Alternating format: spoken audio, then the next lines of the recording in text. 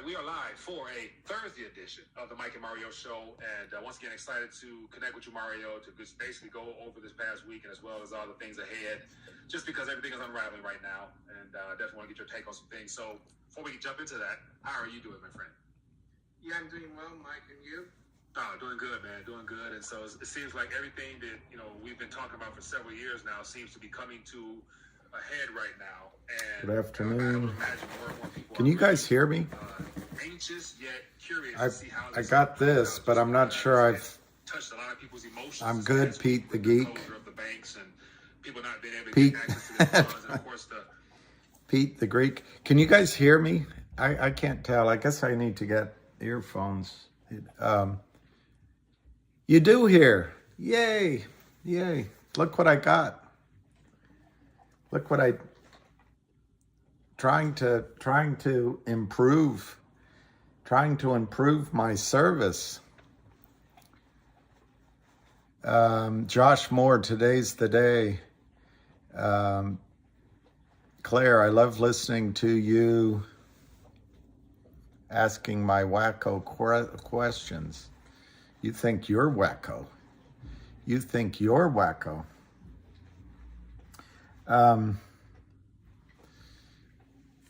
Good, thank you.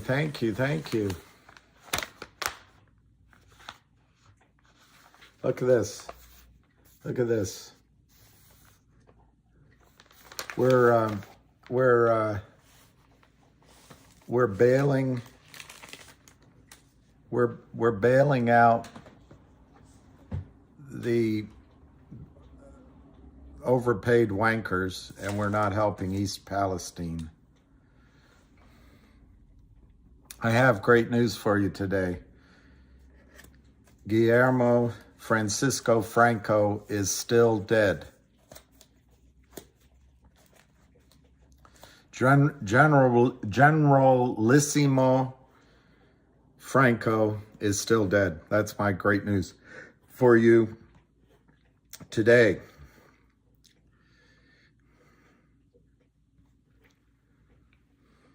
Yeah, why not? We bail out everyone. A-Rod, I think we're close. I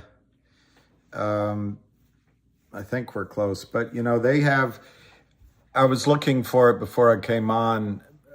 Someone was explaining to me, Wedbush has a great place in our system. They support stocks. But apparently they make all of their money with these computers back and forth. The way I was trying to describe it to you, it's just done by computers. And it's really depressing. It's really depressing. Really depressing. But I think we're very close. Keith Lathrop, I have some good news. I'm still alive. Get 3 coffins ready. My mistake. 4.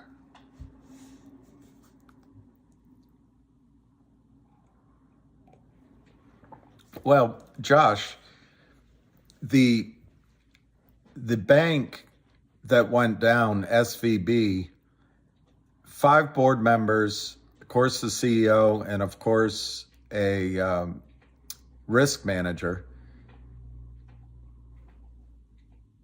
There was one with investment banking experience. The rest were just donors to the Democratic Party. And anyway, I don't want to get into politics, but our president is supposedly from Scranton and has taken the train, the Amtrak, back and forth home, and was the poorest person in the Senate. And where is he helping East Palestinians? I don't know. That's depressing. I reckon so. I'm Chevy Chase and you're not. All right, I'm going to show you guys something that I was going to do a video on, but since you've been gone, all that's left is a band of gold from the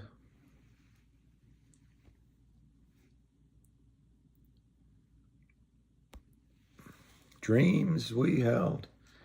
All right, so I just want to read this out to you about Lind Partners.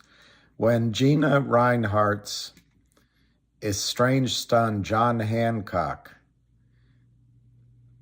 joined New York-based alternative asset manager, the Lind Partners, as a senior advisor in April last year, his altruistic ambition was to introduce foreign capital to Australia's neglected mining sector. I need to, I don't know what's wrong. All right, so that's John Hancock rides Lind Partners roller coaster by Richard Golias, May 2nd, 2015.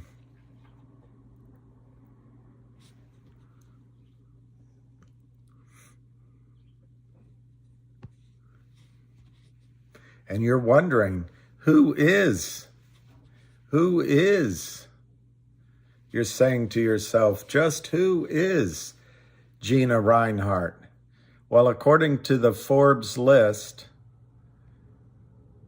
wealthiest people in Australia, she is the wealthiest person in Australia.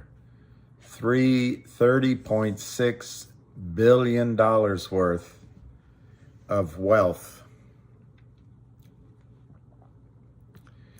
And he's her son. Now, I don't know if he fully understands what's going on at Lind Partners, but I'll start that paragraph again since I screwed it up. When Gina Reinhardt's estranged son, John Hancock, joined New York-based alternative asset manager, the Lind Partners, as a senior advisor in April of last year, so that would have been in 2014, his altruistic ambition was to introduce foreign capital to Australia's neglected junior mining sector. Quote, small companies can sometimes become big companies, not if Lind Partners has anything to do with it. They just need a little help along the way, he said at the time.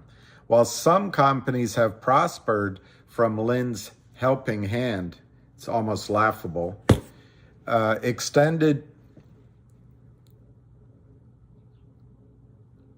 me start that sentence over again because I lost the rhythm of it.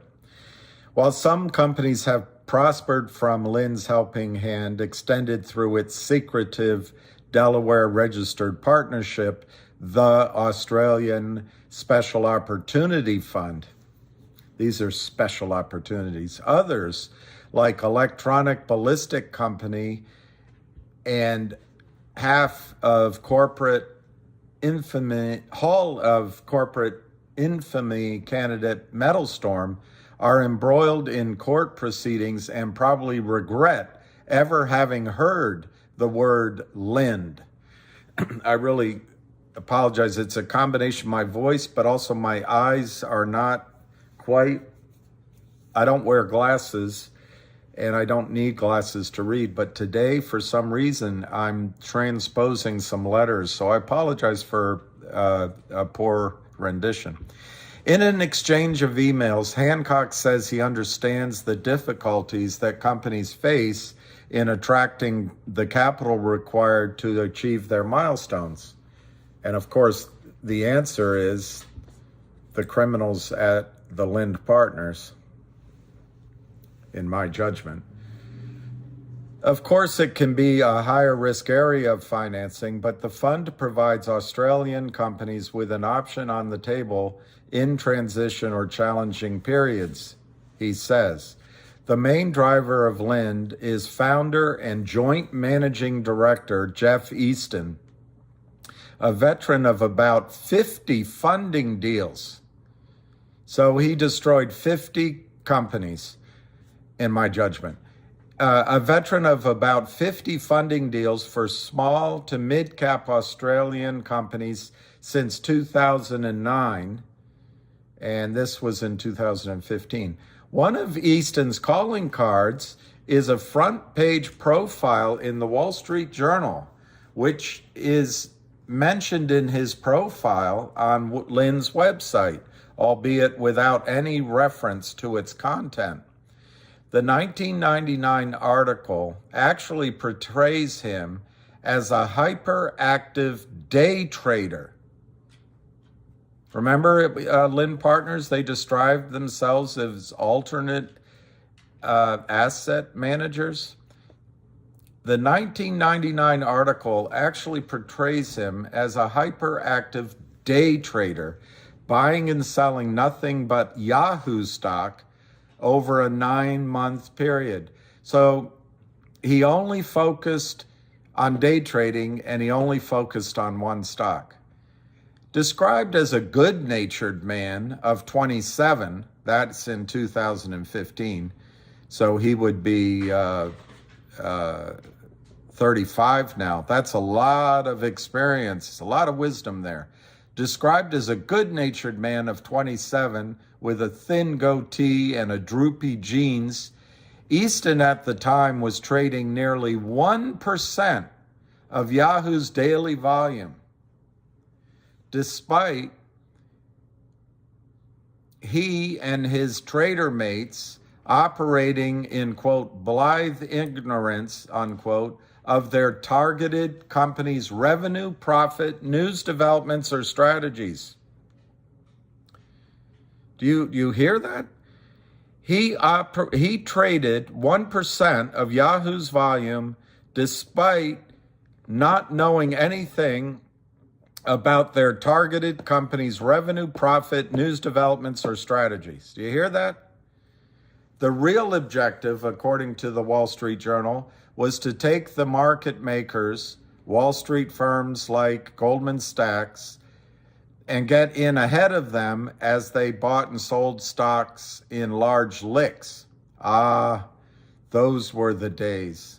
Since then, Easton has come up through the ranks of funds management before starting Lind.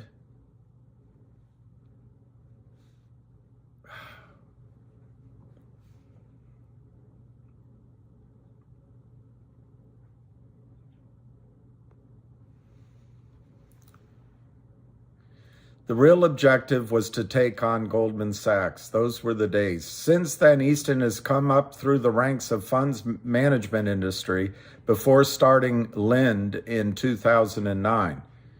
So he's been helping Benchmark Capital and other counterfeiters strip wealth from working class people from Scranton, Pennsylvania, and East Palestine, Ohio, since 2009. While Lind is understood to have sought funds from family offices and institutional investors in Australia, Easton is cagey. No wonder, because he sells the stocks, signs up a company, and in my judgment, he's selling the stocks naked in the market before the signature, and he's just giving companies their own money after the stock price comes down. And he does it in tranches that have backward-looking poisonous formulae that destroy the companies. So Easton is cagey, saying the details of the firm's investor base are confidential, as are its assets under management. Well, you can look it up, and I've showed you in other videos. They altogether, it looks like they have about 100 million, quote unquote, under management. I don't know what ASOF, Australia's office, I don't know what ASOF means, sorry. Accounts for the year ended December 31, 2013, which were audited in June last year, show it is a relatively small operation with total assets of US dollars 9.2 million, 11.7 million of the pink dollar. Although Easton points out that ASOF is not the only Lind investment vehicle. All right, that's the LLC. the Australian Opportunity Fund. Nothing like getting an opportunity to invest or be financed by the Lind partners. The accounts obtained by the Australian reveal that the Opportunity Fund generated US 2.3 million in net cash in 2013 after 35.4 million of investments was more than offset by 39 million in asset sales. No shit. All he does is sell stock that doesn't exist.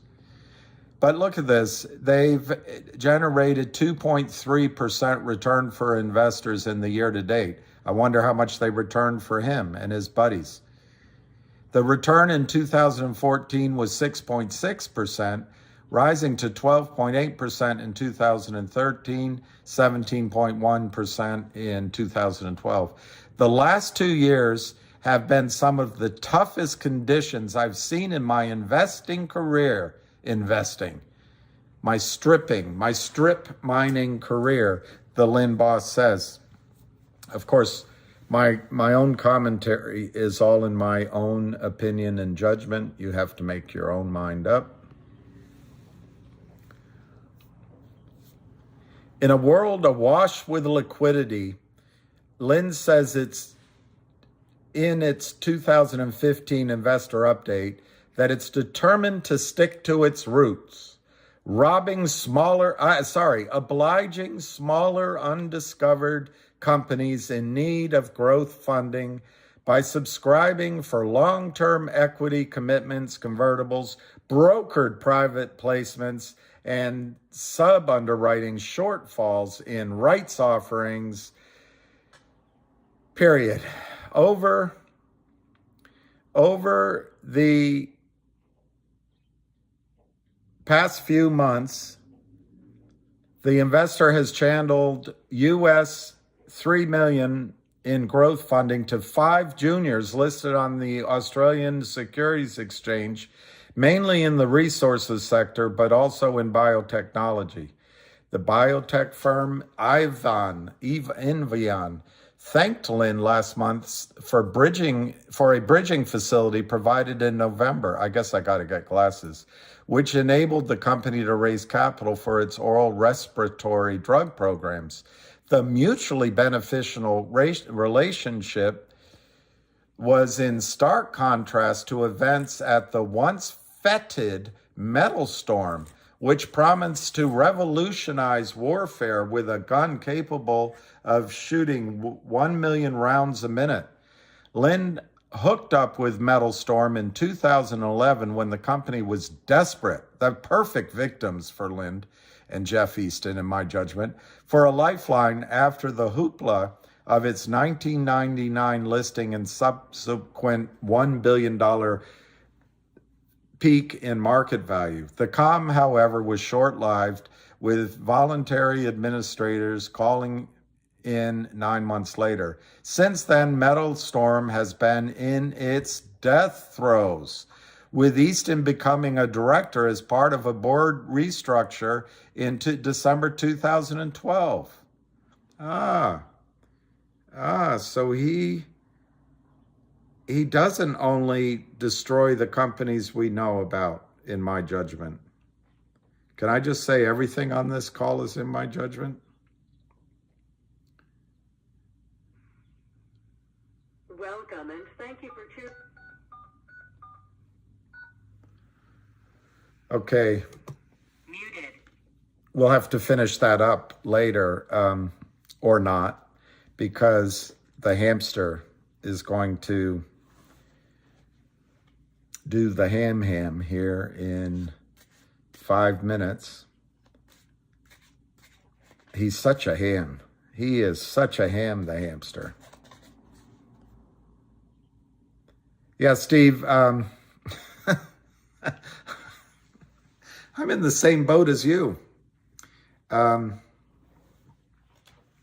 GoLogic had news yesterday that I read out. And until the hamster comes on, let's look at some of the prices around the league.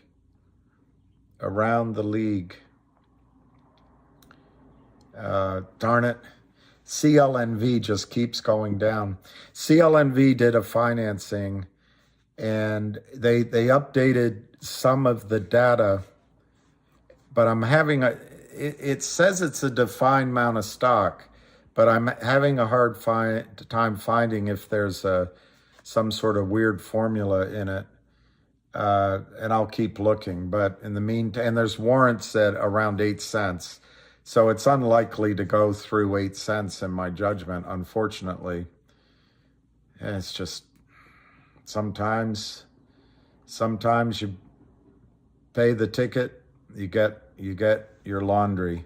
GTII is 183, down 5. Pretty low volume. I think this lawsuit is unbelievable, and I'm sure we'll hear the hamsters say that. All right, Logic's 39 cents. It went higher yesterday, but there's no news yet. And Go Logic is $2. They announced great news, but I think maybe why the stock's down slightly, 2 reasons. One, there's one gentleman who received something like 80,000 shares as a payment for, years ago, a year or so ago. And he's selling now that he can. And that's almost done. Apparently that's almost done. But I don't know. Not all the details of the acquisition. I couldn't read them all. So I don't know. Anyway, both of those I'll try to do a video, a Time Life video on. DBMM is up, getting a little strength at 0.0089. That's another Kramer beauty.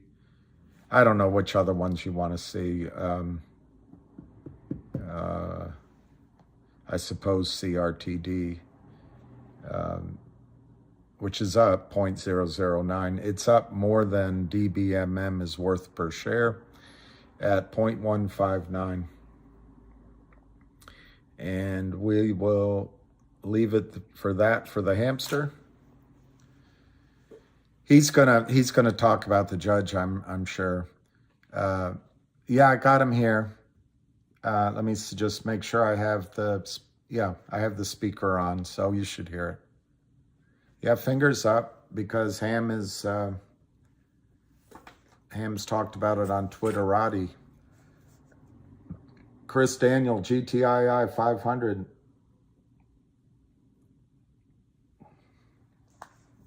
Yeah, DBMM at 25 cents would be great.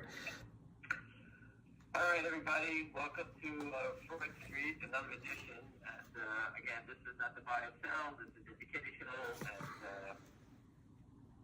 I don't know, I can't even describe the stuff that's going on anymore. It's crazy.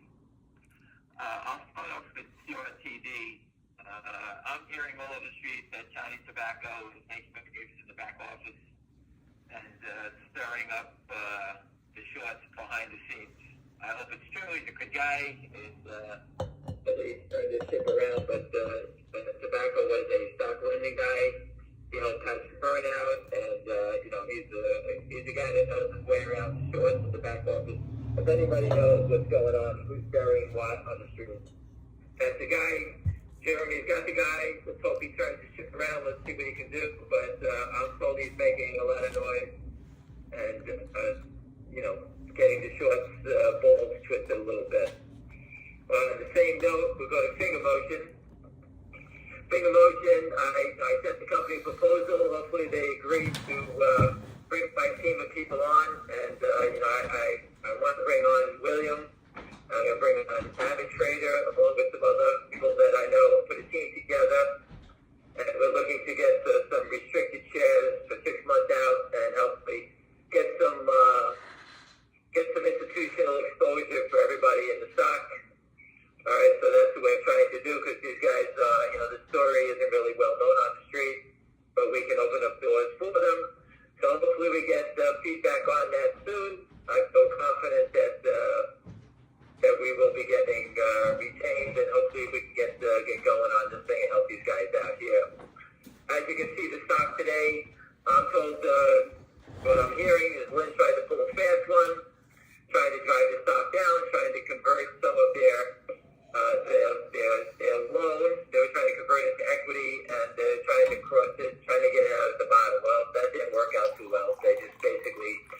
back to themselves, so now they're short more at lower levels. Thank you for the fraud, Lynn.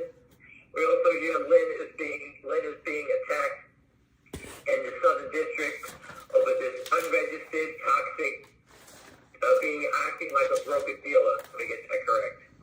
So they got a couple of guys going after them for that. So the heat is on them in CRTD and in FNGR.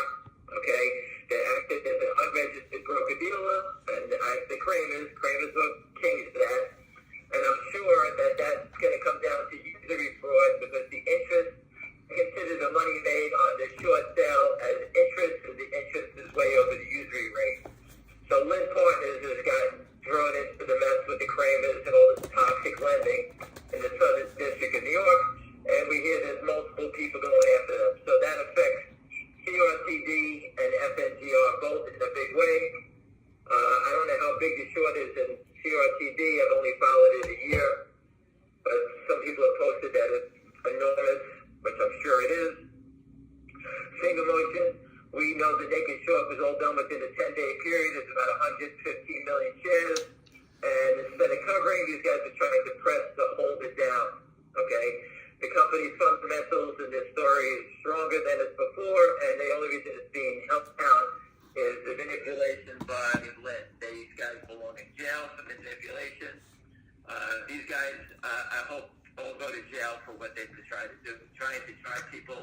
I know one person who got thrown out with margins, and he had to sell it because the stock broke margin, so that guy lost money. Because the stock was dragged down, he was forced to liquidate over margin.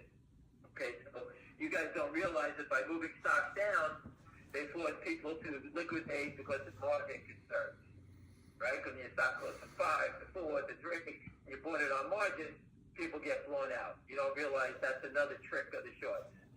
GTI doesn't have that concern because people aren't buying this on margin. So we just have the manipulation that we have to deal with and this stock. And I'll get to it in a minute on GTII. I just wanted to give my 2 cents on this MMTLP. What happened with Finra, basically turning its back on the people in that stock. We're basically saying, hey, it's not our fault, it's the broker dealers, and basically they're kicking it back and forth. Wall Street, the stock settlement, Finra, the SEC, they have a way. It's their game, and they change the rules in the middle of it all the time, which is unfair.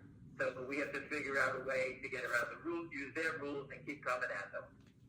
All right, so I spoke with John, and they want everyone, you got to get your stock out of the system to get the dividend, but everybody's afraid if the stock starts trading that you won't be able to trade it. I have multiple friends that have BDs, and I'm going to see if I can get one of them to get it in writing they would accept those shares to be put back in the system. Because once you get a broker dealer that will accept it, and I don't see why they wouldn't if there's 80,000 or 60,000 accounts, they would take that in a minute because you could put the stock in and liquidate it, and they got 80,000 new accounts. All right, so I'm going to try to help you guys out and get back to John on it and try to find you a friend, something friendly that would help on the MFTL people. And you know what, if the guy does help move your accounts wherever you are, move it to a friendly place, someone that wants to help you. Okay, this way we can continue fighting back for you. Let's talk about GTII now, our favorite. We found out the name of the judge, Marrero, okay, in the Southern District, and I think he sat on the Bailouts case. So this guy is well versed on securities fraud. He's an elderly guy. So I'm hearing that he's the best guy for our case. I'm told that all the subpoenas are going out, and they went out. So the street is starting to get these lovely subpoenas knocking on their doors. All right, and as we all watch today, there is no selling in the stock. These guys are just manipulating it. When there's no bids, they drop all the bids. They offer. It's synchronized swimming. I want to describe it anyway. That's a good description. I put up the times. I'm tired of watching it all day. If you look at OTC markets at the end of the quotes on the offer side, is the time of the movement of when they move. And you can see they all move their markets and change it at the same time. It's very easy to see. They moved away from GTSM today. They put Citadel back in there for some, and I'll just say, I'll just blame it.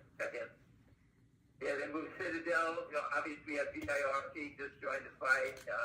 You got ECRF, the execution services out there with $59.95. You can see GTSM 3. There's a lot of weird numbers on the buy side, 346. OTCX Citadel, 3576. Remember, people, this is how these people talk to each other. They're not allowed to call on the phone. They're not allowed to send text messages, so they use code. Okay, we need the Navajo Indians to come here and break the code here. I posted that yesterday. Again, these are criminals. They need everybody to sell the stock. There's no selling. And if you look at it, the last couple of days, they sold a couple of million more shares, around 210, 215, whatever it was. They're trying to drive it down. They try to drive it down to help the VERTs, only paid assassins, to help them out, trying to make a quick 20 cents. But at the end of the day, these guys are going to try to come in and they cover on the close. And hopefully they find a couple of longs out of way back up to $2 that they can pluck off and steal their money from them. That's how they do it. That's how they operate, by knocking it down. They knock it down, and then they try to come back and scoop it up. And this way, people are stuck and bailing out of the stock. That's what they do. It's the same pattern. And again, I'll just look at it. Finger motions. I'm watching both of them today. Stock traded at the 165. On almost $1.2 million. Average is 238,000. And for those who've been here a long time, 238,000 was a lot. These guys continue to sell. I had a friend buy 75,000 yesterday. I can't remember yesterday, the day before. Every bid he put out there, they would hit it faster than he put it out there. They were trying to knock it below $1. Obviously, they were trying to pull some fast ones. And, we all kind of walked into each other and we stopped them cold. Okay? So all the stock that's selling down, they got to try to buy it back. Again, that number, I believe, is north of 115 million shares. And it's the same pattern as GTII. Shorted, then distorted, trying to mark it back down. The distort is moving the market makers, selling, hitting the bid. Hopefully, there's long bails out. They never buy any back. Okay? And I'll just shoot back and forth like GTI for a second. We know that someone short 781,000 that they borrowed the short. What are they waiting for the cover, right? Obviously, they're tied exactly to whoever's calling the shots on GTII. They know the game plan. They will cover when the ship goes down. Okay, they're staying to the end, wherever that may be. All right? These are accounts that are easy to get. They're onshore. They're borrowing shares. We'll find it. Just like the broker in California, Westpac. He will be one of the John Does, Westpac. We want that account name that defrauded that company also. So the John Does that will be added as we go down the road, okay? Remember, spoofing, washing, those are criminal offenses. Okay, we have a judge that's favorable for the investor, and in this day and age, with all the security fraud going on at the banks and all this nonsense, people are getting their clocks clean. I don't think anybody on the jury is a banker and a naked judge.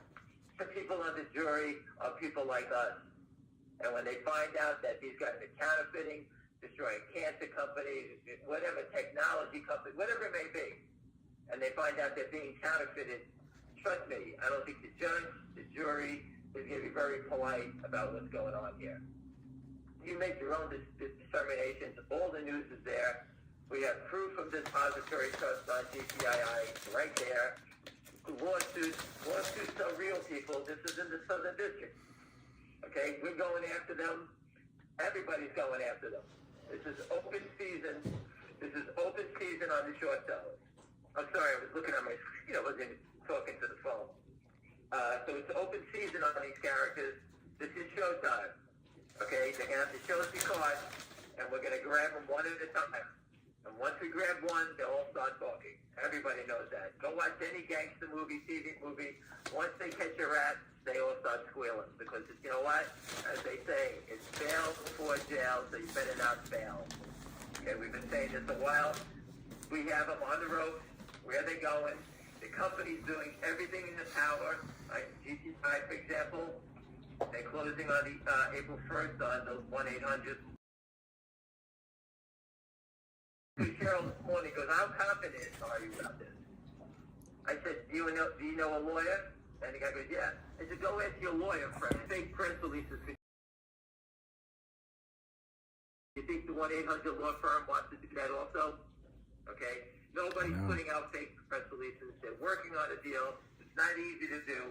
And you know what? No one's doing stuff to pump up a stock or anything like that. So again, this stuff is going down the road. It takes time. And just think about it. How do you close a deal when your stock is a moving target by criminals? Okay? You try to do it. It drives everybody crazy on this phone call watching the manipulation. Speak to another party and get it. It's not an easy thing to do, and I'm sure that's been included in the lawsuit, you know, how hard it is to get things to get done. Okay, so we're watching the GTII out of the gate every morning. We see the cha-cha. There's no fire. You know, out of 871,000, I'll just kind of take a bullshit guess at you that, you know, 30,000 was sold by maybe somebody, whatever it is. The stock doesn't even trade unless you see the movement by the market makers dropping the bids and trying to do the cha. Same pattern every day. Okay? Again, people are educated about going on. As I speak, it was 184. Someone drops the offer to 183 for 100 shares. All they're trying to do is say, hey, there's this seller around here. It's 183. Hit the 81 bid. Hurry up. That's their game plan. Disappears. Okay? I told you before. That's spoofing on the long side. You put bid up, and everybody look at it. All of a sudden, the bid disappears. And they want you to think, unless you're watching the volume, okay, unless you're watching the volume side, you're sitting there, oh my God, the bid disappeared, they must be hitting it. The volume doesn't even trade, they're just canceling. They're spoofing on the long side. That's an old trick. If you're not watching the volume and you see a bid go up and it disappears or it starts to get smaller, everyone in their mind is just starting to hit the bid. One who gets you to think that people are selling. It's an old trader's trick. And that's why we have people, we were taught to be, no one does it anymore. Okay, you guys all see 183, 180, 183. And in your mind, you think, oh my God, they hit the bid. Story also. On finger motion, I'll just jump back to that one. All day there's been nothing but buyers. As soon as the buying stops, it's the same pattern trying to mark it down. If you learned anything, okay, you have to understand how these guys operate. The whole thing is a head game to create panics. This is what they do. They're just trying to steal money. Okay? As long as you understand the fundamentals of why you bought a stock, okay, to me, at GTII, I don't think you get any better than the proof of the depository trust. That's in my opinion. You know what? You make your own determinations about what you see, what's going on here. We can only report it to you. But when I see proof of the depository trust, I forget what it was. I think it was Wetbush selling naked short, not reporting short sales on, I think it was 2 billion shares. 2 billion shares. They didn't really put out that day. They mismarked, whatever the hell they did. I mean, they're just criminals. Credit Suisse didn't report short sales stacked against you. All right? Every public company that you know of that you're invested in has got the same problem. Why do we bail them out? Fight back, you get destroyed. MULN, this guy had a great idea for a new electric car, and Wall Street rewarded him by killing his stock. He had to somehow sit here and try to figure out how he's going to raise money at 14 cents a share. That's what Wall Street does for you. They just destroy anything you have, and like I said, whether it's a cancer company, what was ELEV yesterday up on 30 million shares, and today it's down 3 cents on 1.6 million. So for those of you who love to follow volume, there was 30 million shares yesterday up, and where's your follow? Okay, another dividend. There's 800 deal. Guess what? Another dividend. Okay, just read the Dole Food stories. Exposed because of a special dividend.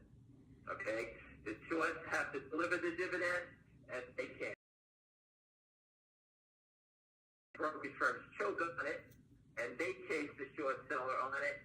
While that's going on, we got West Christian going through the front door in the Southern District. So if everybody doesn't want to play ball, as we keep getting proof, we'll just pass it to West and to our judge, to our new judge in the case. All right, so right direction. Okay, the sell button, very different than being able to, get paper things, file legal documents. I didn't see the court document, but I'm told it is 70, 80 pages long. Paying a legal team of people. Go look at the list of the people on the law firm, some of their backgrounds. I believe Marty Siegel was a former SEC top prosecutor. Okay, this was not a rookie, these guys. You guys, they're older. Yes, you want guys with experience that know how to expose and how to deal with the SEC and the federal courts. Top litigators. All right, so things are moving in the right direction. Again, headwind behind the scenes. That's why you see these spikes back up. Obviously, the word's getting around that bad boys are going to get caught here. All right, so we hear that CRTD, Lynn, obviously, again, they are unregistered broker dealers. They're toxic debt guys. And you know what? The Kramers are the same crew. The SEC, the Southern District, they're after these guys for these unregistered toxic lenders. Okay, the money that they make from is now considered usury in New York City. All these LLCs these guys use to hide all the trades. And just let's take a step back. People ask me about Alpine. Alpine, from what I'm told, everyone will be these John Does added to the case. You go through discovery. Okay, they signed the judge for a reason. That means we're going towards discovery. They want to hear the case. They'll start adding the bodies in there now to present the full case. But spoofing and washing are easy things to prove and are criminal.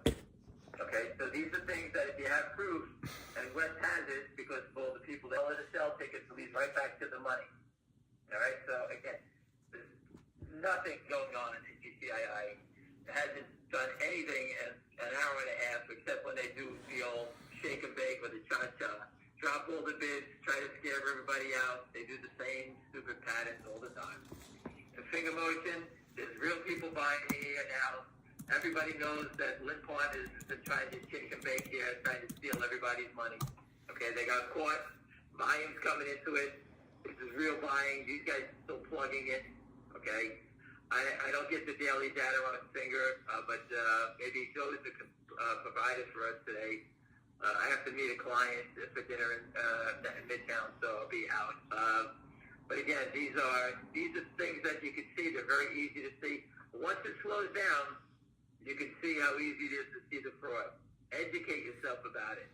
I feel bad for these people in this AMC and with Charlie Gasparino trying to piss on him on top of everything else. I mean, that's, this guy is a buffoon for doing that. That CEO is a jerk. If they don't fight back, I keep telling you, if you don't get fighting your CEO, I don't care if you have the cure for cancer, no one gives a shit. Okay? You can't unite your troops and fight against these guys unless the company's fighting back. If the company's not behind you, you can't do anything about it. All right? So, anyway, listen, I hope I informed you on everything. If I missed anything, I apologize. I'm trying to look at again, I don't do this with notes. I just jot down a few things, and that's about it. But I really don't. I try to shoot from the hip as fast as I can go. And we're going into the close, and it's 184 and 186, and we have the 14,000 back again. How many times have you seen the 14,000 shares pop up? Can you tell me? It's endless. You take an offer, there's always 14,045 shares for sale. And if you don't think that's strange, the selling is endless.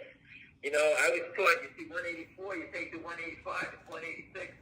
As soon as you take it, someone else jumps in. So it's just them trying to hold it down. It's the same thing, But someone said that I have definitely improved the conference calls over the last few years. I'm not a public speaker. I was on a trading desk. I just study numbers, so this is new to me. But I guess after you do it after a while, so you understand everyone, I'm sitting in a room by myself looking at my phone. It's not like I wish I was in front of everybody and I could talk to you in person, but I can't. So again, any questions, you can see the manipulation. As soon as the stock gets taken, remember you'll see the 14,000, they're spoofing the size now. They'll take it and they're watching trades. They watch trades they're watching trades to buy more settlement time. So they may get a call to be delivery tomorrow, maybe 200,000-300,000 shares. Hey, we closed that trade out. I bought it back yesterday. I bought it from Morgan Stanley. They sold it to me. Meanwhile, it's them selling to themselves. That's why the Kramers have, 50, 100 LLCs that we posted before. Okay, I posted before the naked short selling for jackasses. That's the Kramers book. It's really a coloring book. These guys are so stupid. There's only a couple of things you can actually do every day in trading in stock. If you keep trying, don't ask me what the hell they're doing. Again, real shorts, let the stocks go up. Frauds push it down. Someone asked me about MMTLP again. I will address it again before we start. Finra's changed the rules. They're blaming the brokerage firms. I put my different amounts. For example, Merrill Lynch may have $1 million shares as a DTC. Merrill Lynch may own 10 million. The discrepancy is 9 million. So Finra's watching their hands and saying, hey, go after the brokers. The brokers eventually will say, hey, go after Finra. They all blame each other. The only way to do this thing is do like GTII and Finra are doing. I mean, you guys got caught with they going a company private. So it's a little different, but I will try to get you a brokerage firm that'll accept your trade. So if you get your physical cert, you'll be able to put them back in the system. And I'm sure the people I'm talking to would love to have, 80,000 new accounts. Okay, so we had the spoof of 14,000 GTI at 185, and as soon as they spoof it, they offer it in front of it. Now, wouldn't you be pissed off if you were the real long?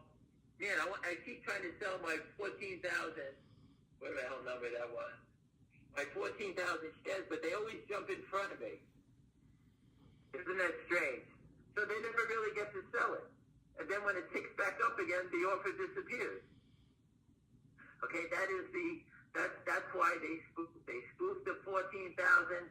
We all see it. Someone jumps in front of it, hit the 184 bid, and that's what they do, and then they offer shares down. It's the same pattern all day long. I'm tired of even saying about it. If you don't understand it by now, and now they offer it down, now the next thing you're going to see, just while we're still here, they'll print a couple of shares at 181. 181 bid will drop, and they'll offer 182 for 500 shares. If they don't want to sell for 56.92. That's what they do. They jump in front of it, try to mark it down all the time. Anyway, listen, I'm tired of talking about it. I hope you understand it. I try to cover everything. But the same pattern you see here all the time.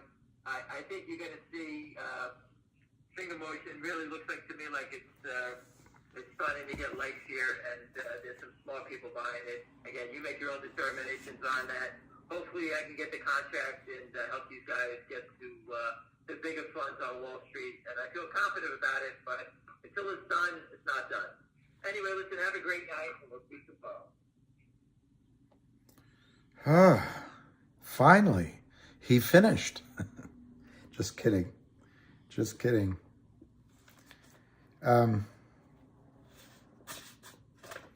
CLNV is up.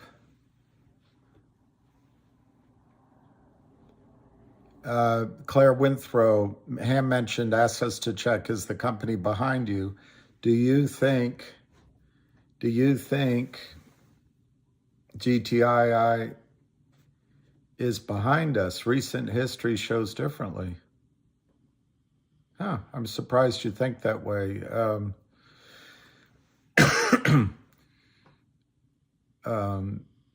If you're talking about CRTD canceling the buyout, that was CRTD's decision, not GTII.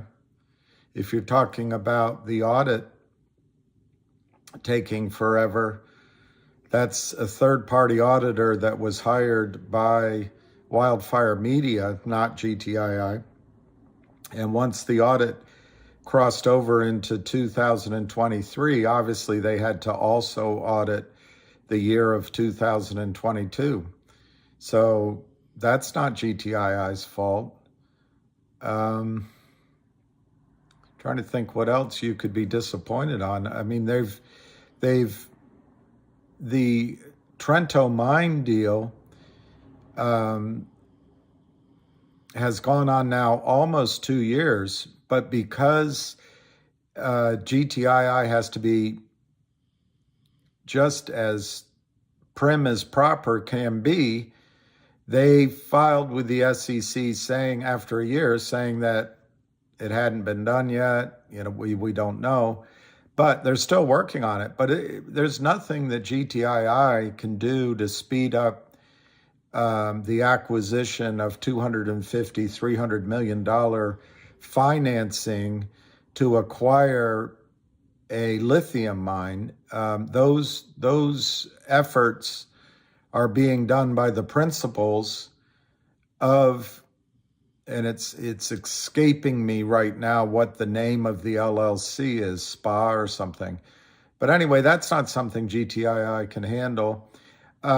Charlie Mayo called in to GTII after the Kramers crimed the stock down, and then Reichman recognized that he was in a losing situation with his financing, and he paid all of the penalties to buy back his note under the terms that Kurt Kramer's lawyer designed. So he bought GTII out of this poisonous, toxic financing.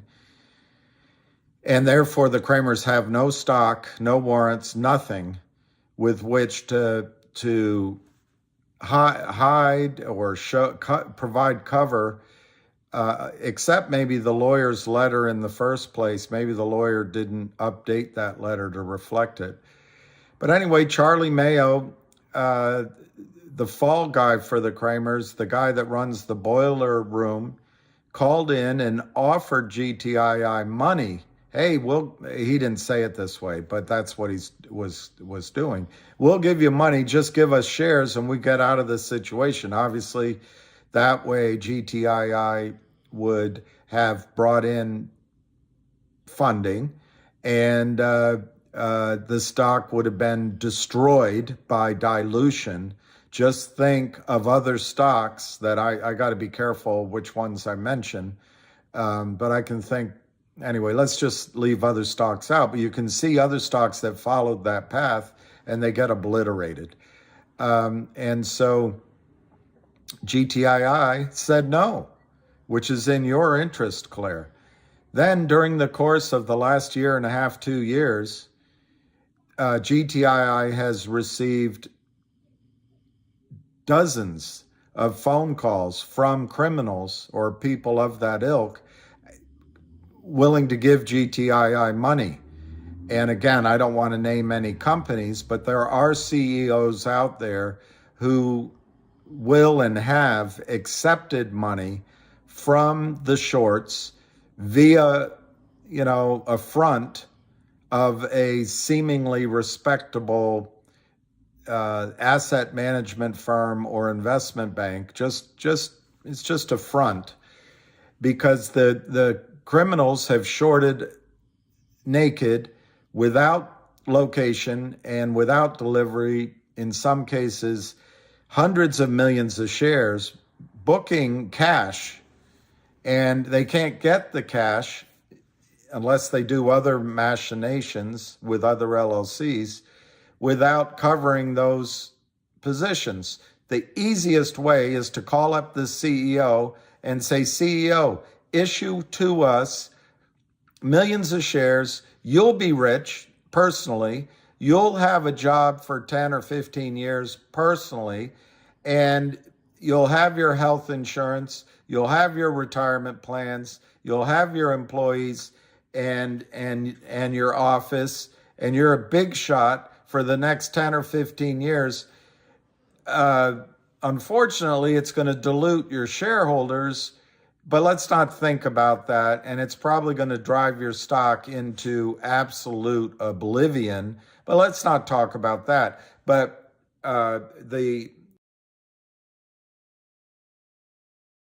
behind it are a bunch of short sellers that then can take your money out of the free credit balances, and they can, as Charlie Mayo has, they can fund his white fetish, which is white luxury automobiles. His family says they can walk around with a swagger and make it clear that no one X's with them. The Kramer's wives can have vacations in $5 million homes. Life is grand. They can hire Gibson Dunn. That life is grand.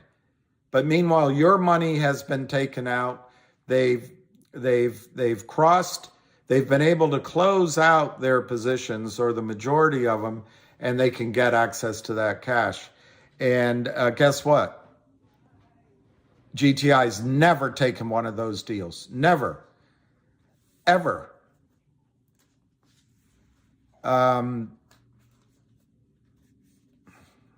GTI has promised to you, Claire, that they're going to do digital dividends on Upstream. But the two that they've talked about, one is giving you a coupon, and it's really ham. I haven't heard it from the company, but giving you a coupon from 1-800 law firm. Well, guess what? That merger, that acquisition hasn't happened yet. So that's why that digital dividend, as they used to say, ipso facto, hasn't occurred. The second one is the idea of giving a digital dividend on the West Christian lawsuit, the proceeds to you. Well, that lawsuit was just filed 2 days ago. So I think take a deep breath. They're working on it. I understand they're working on it, but it takes a little while to put the documents together to get Upstream to approve it. My understanding is that Upstream is really slow walking, doing a dual listing for GTII. Maybe it's because of the question that Jeremy Frommer put out on Twitter. What does GTII have? 3 divisions, a gold division in Dubai, a healthcare division, and in that art gallery, I don't know. But what unique to companies, Claire, is that GTI, they did not dilute the shares. They did issue several special dividends. Some got blocked by Finra. Some just didn't work. But one did work, which was the special warrant as a special dividend at $2.75. The stock was exploding to the upside, and it was causing maximum pressure on the back offices, which I'm sure it's hard to understand. But I'm not judging. But when a short squeeze develops, it's kind of like the run on the bank for SVB. Everybody needs their shares all at once. And that pressure was slowly building. Fidelity was willing to pay 1,000%. Wells Fargo brokerage firms were slow. We have further special dividends that the company's going to put out. So all along, I bet if you went to any news source or the website and pulled up GTII, you would see there's a news update for you, the shareholder, at least twice a month. They constantly keep information flow going. The company's special dividend of the warrant at $2.75 brought in over $3 million in cash. And guess what? The flip side of Jeremy's question, what does the company have? The flip side is they don't have a burn rate. They don't have to raise $200,000, $300,000 every month. They have a very small burn rate. very small. So they're not in need. They do not need the Lynn Partners, Yorkville, Power Up Lending. They don't need to go to Benchmark Capital. They don't need to go to these brokerage firms that everyone seems to want to bail out, because they were smart enough. As a forward-thinking CEO, he said, well, if the stock goes up, I'll have this out there, and that'll be a way to raise money higher. The stock was 40 cents when he issued the warrants at 275. And then the company continues to fight. They hired Wes Christian, and that was to fight the short sellers. They raised the money to pay Wes Christian, and guess what? Wes Christian filed the lawsuit 2 days ago. So that is going to reverberate around the street. It's going to hit compliant desk after compliance desk after compliance desk, that the court is summoning or demanding or asking for evidence. I don't know I didn't read the lawsuit, but I assume it's going to be time and sales. It's going to be regarding spoofing. It's going to be asking market makers, are you really a bona fide market maker, or is everything you do manipulated and selling? It's going to ask if there's crossing between market makers. It's going to ask if there's frauds. I think, Claire, you do have to ask the question, is management on your side? And I think you're absolutely correct to bring up that question, and you should do it with everyone. I would add to it as well. I mean, there's guys in other decisions that either were in their self-interest or in the interest of what they thought the long-term best interest was of shareholders. To date, GTII's decisions, as best I can tell, and you have to make your own judgment, have always been in the best interest of shareholders. They've always been willing to try new, for lack of a better word, traps or tricks or strategies with which to try to get specifically, because we know who it is, Kurt Kramer, Seth Kramer, and Charlie Mayo and their boiler room and their 6 or 8 investors trapped. They've tried everything. The problem is the system is stacked against CEOs. The system is stacked against shareholders. And when you're a CEO, you have to do everything by the book or you go to jail. Criminals can crime and you get bailed out by the president. But honest CEOs have to do it by the book, and it takes time. Lawyers, auditors, ideas, putting it together, trying to raise a little money, all of that takes time. And you can't predict those exact times. So I really have a hard time. I'm really trying to think of your question, Claire, from all angles, and I may be just so blinded by my own perspective that I can't see the other side of the issue. But I cannot think of a single thing that GTII has done to validate your point that you roughly said in rough quote. You said, judging by their recent action, it doesn't seem like GTII is on shareholders' side. I can't think of a single instance. I cannot think of a single instance that GTI has made a misstep, even an unintentional misstep, I think every action, every strategy has been well thought out, well implemented, described. I think it's been a full court press to trap out the arrogant and dastardly duo of Kurt and Seth Kramer. And I just can't disagree, respectfully, I can't disagree with you more. I can't think, Claire, of a management team that is more on your side, combined with making the right choices.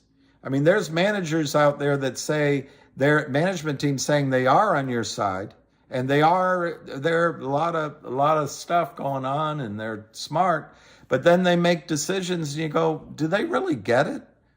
Do they really understand what's going on here? Are they really on my GTII? I just can't, Claire. So it's a long answer, but I think you should ask the question and examine it hard and come to your own conclusion. But I think one of the as one guy told me the other day, the asset that GTII has is the 325 million counterfeit shares that Kurt Kramer, Seth Kramer, Charlie Mayo created through Alpine, and now with some other buddies.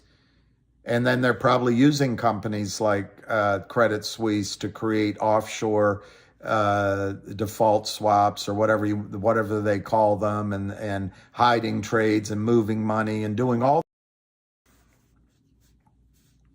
I think you have to be careful to not blame the victim particularly when the victim is trying to stand tall and fight back, as each of you are, and fight back, as each of you are. I'm not diminishing your efforts.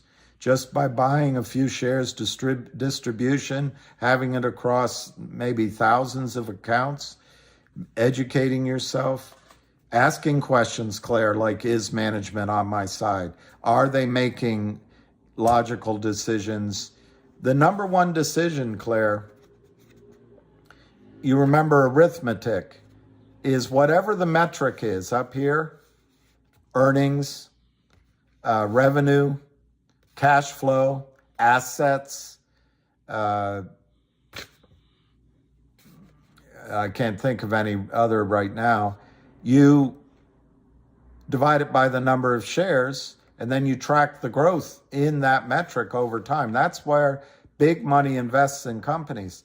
When CEOs, Claire, make decisions, whether it's through an offering of and accepting an offering with these criminals, or when they unpredictably create shares over and over again, institutional investors, big investors, don't know what the denominator is.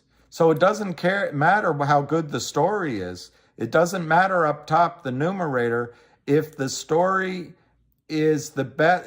It's gonna rid the world of measles, or it's going to get rid of anything.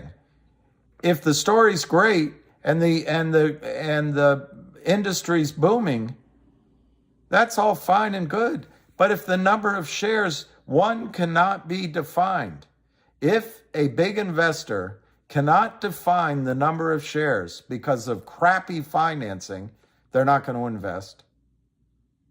And secondly, if the number of shares unpredictably expands over and over and over again, out of the blue, there's more and more shares, an institutional or a well-heeled investor is not going to invest. No matter how strong the metric is, no matter how strong the numerator is,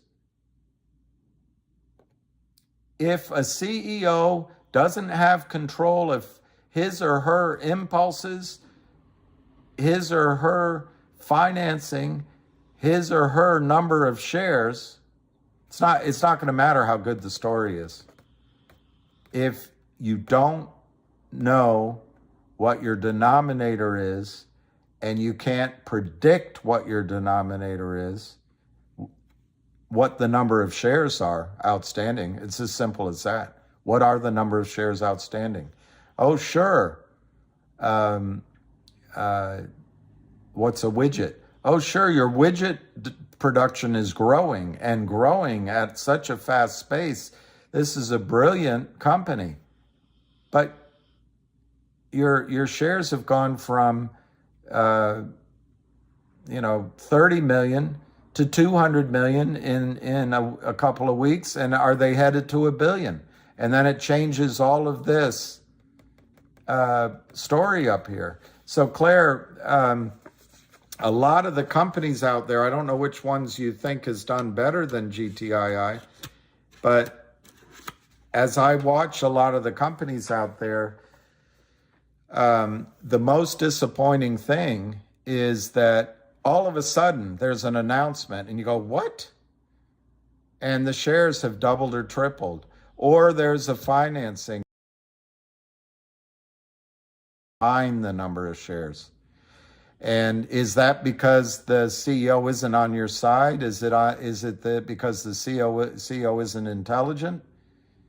Or is it just because she doesn't understand and cannot accept just how criminal the criminals are and how pervasive, how banal the crime has become, because everyone on Wall Street benefits from the revenue stream created by the stock loan department, by the counterfeiting shares, by created benefits except the investor of GTII. Is management looking out for its shareholders? Are management's interests? If you go to business school, that's the number one question they teach you. Is management's, or are management's, the UK, they singularize it, but is management's interests, or in the UK, they'd say our management, I don't know. Is management's interests aligned with shareholders' interest, with investors' interests? So number one thing, when you sign a contract, when you finance a company, when you study a company, you've got to make sure that what motivates the CEO and the board, unlike at SVB, the senior risk manager was motivated by how many LGBTQZ people are in her company, rather than motivated by, you know what, if I extend duration on demand deposit money, the money that needs to be available, and I do it at 1 or 2%, what happens if interest rates go up? Oh, I don't understand any of that because I went to college for social workers justice. I didn't go for investment banking. But hey, I'm a minority and I'm also a woman, so I deserve the job. Well, I'm not picking on that. I think women and minorities should all do better than anybody else. But it's not the way to run a bank. It's not the way to run a bank. And we bail that kind of mediocrity out. The average salary at that bank was over $250,000 a year, and they got stock awards before it went broke, and the CEO sold his stock. It was $350 a share. And then the shorts just destroyed it in less than 48 hours. And then those criminals and those incompetency was rewarded with a bailout. No one is helping us here, Claire, in this battle. So it's really important to ask your question, is management on my side? But the second part of your point, or your query, I don't think recent events show anything but a strong commitment and a unique commitment, Claire. I think GTI uniquely wants to see its share price catch out the shorts and dramatically rise in value.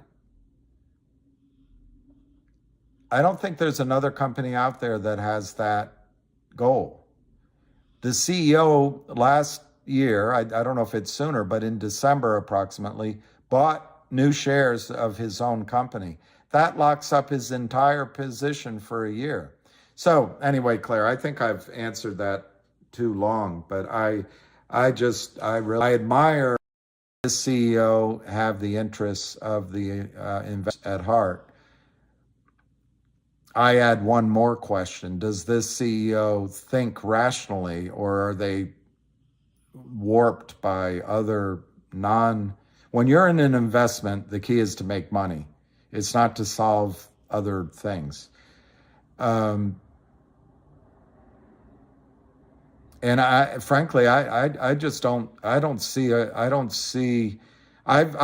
I've dabbled in other things that other people recommended, but out of all of these stocks, 24 of them, a dozen of them, there's only one where management seems to be so firmly aligned with your interests, Claire. So anyway, sorry I went on so long. Let's just quickly, Maryland won. They beat West Virginia by 2 points. Wow.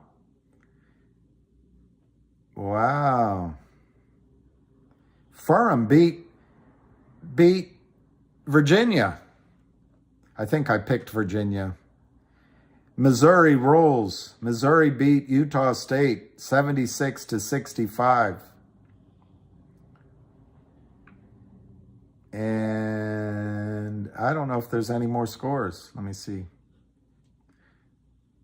I don't know what SDGST is. That San Diego State.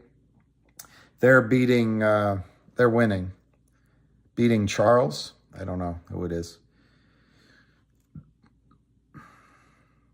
Another double-digit seed eyeing an upset. San Diego State might be beating Charleston. Yay! I think I picked San Diego State, believe it or not. I don't have any clue what I'm doing. At the half, Alabama is the new tide. Alabama is cruising 54-34 against Texas A&M Corpus Christi. I hope there's 2 Texas A&Ms, because I think I picked Texas A&M on in another slot. But I don't know what I'm talking about. Kansas State dominates 96-68. Missouri rolls. Wow. So I don't know how many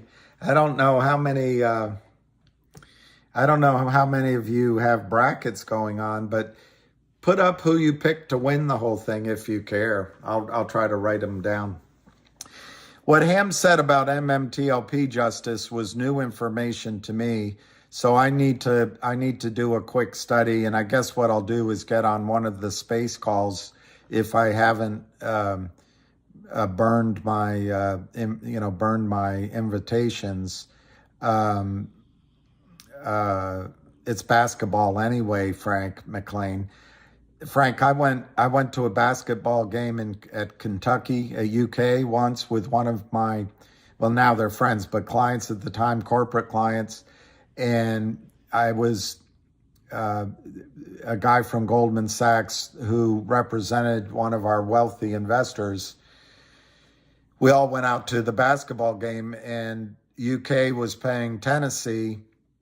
And at the halftime, the score was mismatched by 60 points. So I started rooting for Tennessee, cheering. They were wearing red, I think. That was the wrong thing to do. It's almost like going to Arsenal match or a Chelsea match and rooting for Arsenal, which I did once. That was a nightmare. That was a real mistake. You can get into a physical situation pretty quickly. My friend said, "Bill, shut up." So, but anyway, at UK, at University of Kentucky, UK, the UK,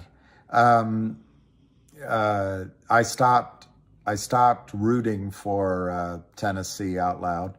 But the British guy, Goldman Sachs, well-educated, he turned to me at the halftime. I said, "I don't understand this game basketball. It's an intriguing sport to me. It seems like you're always throwing the ball to the middle." I always remember that. You're always throwing the ball to the middle. That's how he saw it. But anyway,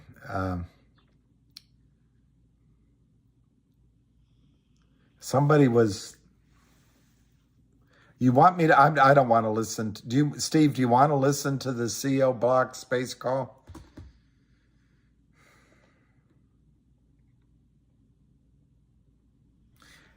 I can put it up.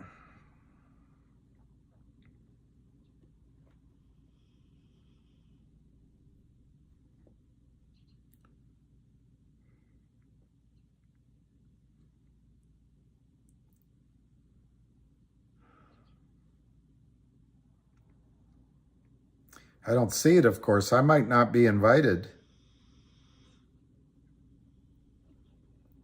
But I don't think he would disinvite me. Oh, maybe it's over here. Here it is.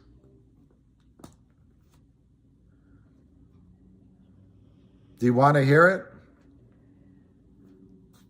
Do you want to hear it? Oh, you're on there. Well, let us know when it gets good. Let me go. I just saw whoever was asking me about MMTLP, that Finra made a statement. So let me see if I can find the statement. And before I BS you, let me just, maybe I'll read the statement out loud, because that was news to me. San Diego State is winning, Alabama cruising. All right, we did all that already. Let me see. Finra, Finra, MMTLP.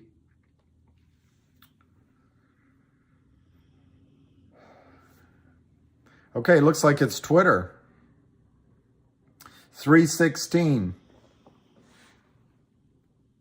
And Juan, if he's here, Juan gets pride of position. He gets pride of position. But Finra says, Finra has received a number of questions relating to a corporate action and trading halt in MMTLP. Learn more about how corporate actions and trading halts are processed, as well as specific information. All right.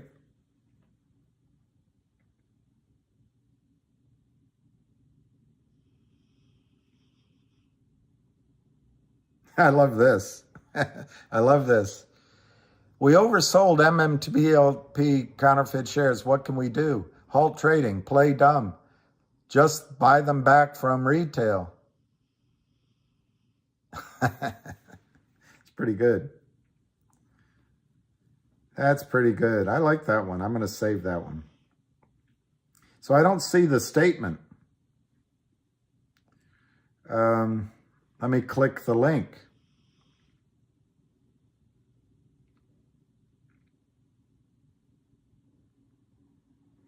Well, there it is on their website. I won't read it again. It's the same thing I read before. And then it talks about corporate actions. So they're covering their ass. My reaction to it is it's meaningless. It's meaningless. Finra doesn't have money. Finra is going to put it off their desks, and Finra's going to put it back on the broker-dealers, which is fine for you, because the broker-dealers are the ones that owe you the money. and it's the DTCC ultimately. So it doesn't alarm me, and it doesn't surprise me. All right, Tony Sarah. Tony Sarah, whatever will be. Hang on. Oh, relax, everyone. I've got to plug in my power. Got to plug in my power before it all goes pear-shaped. All right, Tony Sarah. Finra says the halt was due to the possibility investors buying MM on the 9th and 12th may not have realized the shares were to be canceled. What a bunch of what? So now in this bureaucratic world, we don't live in a capitalist society anymore. We have a bunch of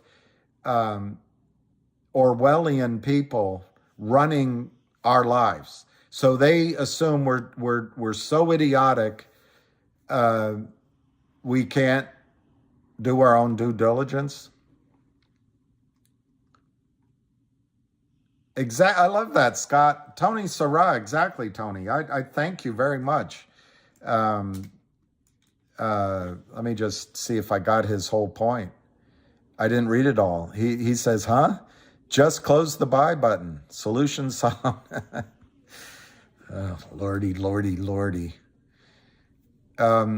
Scott Scheller, that's like Southwest Airlines saying we had a lot of F-up flights. Well, guess what? Southwest has promoted a lot of pilots without the hours to meet woke requirements, which is, I'm all for promotions, but I think one of the last places I want to see someone promoted ahead of their skills is in the cockpit.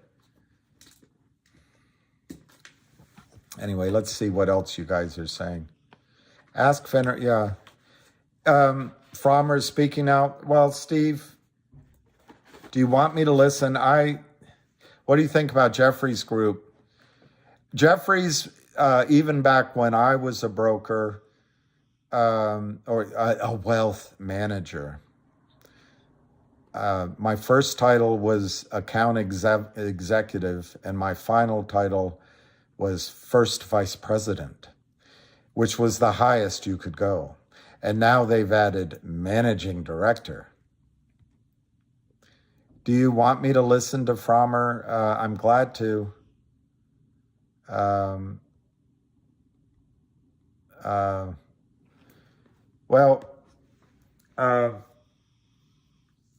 My feeling on MMTLP is, I told you before, there's a lot of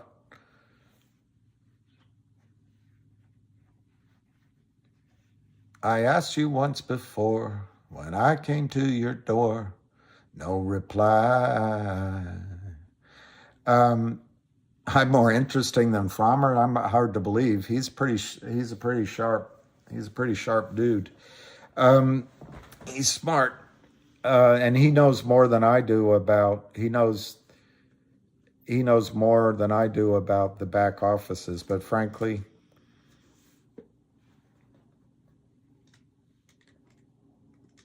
I never really cared what happened in the kitchen as much as what came out on my plate. With MMTLP, Tony Sarah summarizes it. It's more meaningless dribble. See, why do I could just shut up and let you guys talk, and I could just read. It could be I don't want to hear from JF, need to show me something other than talk. Pete the Greek.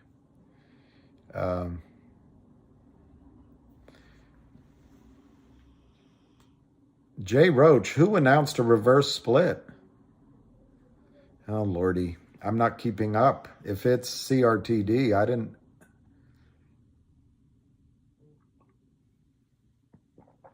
know about it.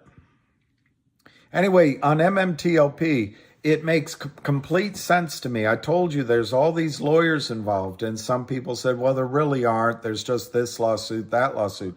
It wasn't what I meant. What I meant is each constituency, Finra, SEC, as a group, and each constituency individually were probably seeking advice of attorneys. And then each brokerage firm, each market maker, each criminal, MMAT, even NextBridge, anybody that's involved with MMTLP at the high level, big investors, prime broker, everybody, I think, had lawyers behind them. Well, I think FINRA finally, after studying the situation and very carefully getting high-priced legal advice, decided that the best, they could have written this. Why did this have to be written today? They stopped trading on December 9th. As you know, as Tony pointed out, they said now that people weren't clear that the stock would cease to trade. That's not their business to do that. But anyway, if that were the reason, why didn't they announce it on that Friday or that Monday or that next Tuesday, that next Wednesday? Why did it have to take all this time? Because they sought advice of attorneys, and they've had to determine what's our risk here, where did we screw up. One of the heads of oversight, Jessica Harper, left without really a comment on it, but the timing is a coincidence. So maybe after 90 days of studying, FINRA has decided the best FINRA can do is say, hey, it wasn't me. It wasn't me. But we caught you on the bathroom floor screwing the girl next door. Hey, it wasn't me. It wasn't me. But we saw you doing it on the counter. It wasn't me.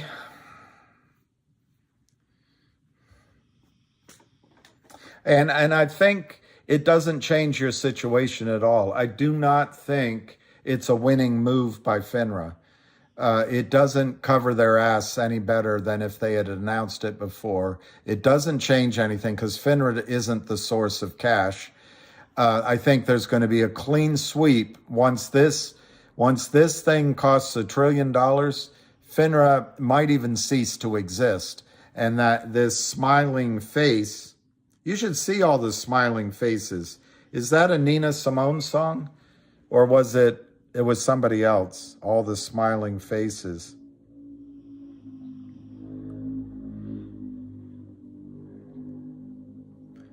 I don't have it here, maybe. I thought I did. Maybe I have it there. But Robert Cook is the guy that runs FINRA. Big smile on his face. He should wipe that shite-eating grin off his face. He has nothing to smile about. Absolutely nothing to smile about. He's a completely incompetent regulator. Completely incompetent. How do I know that?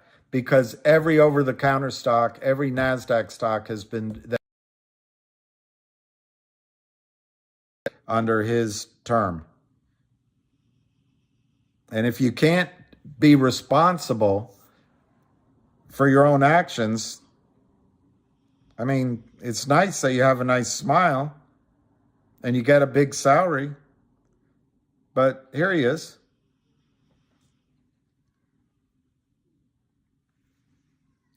There's the head of FINRA. He's proud of himself. He is proud of himself, the job he's done. He does not enforce the rules. But these big smiling faces, all those smiling faces. Here's another one. Jessica Hopper. Smiling faces.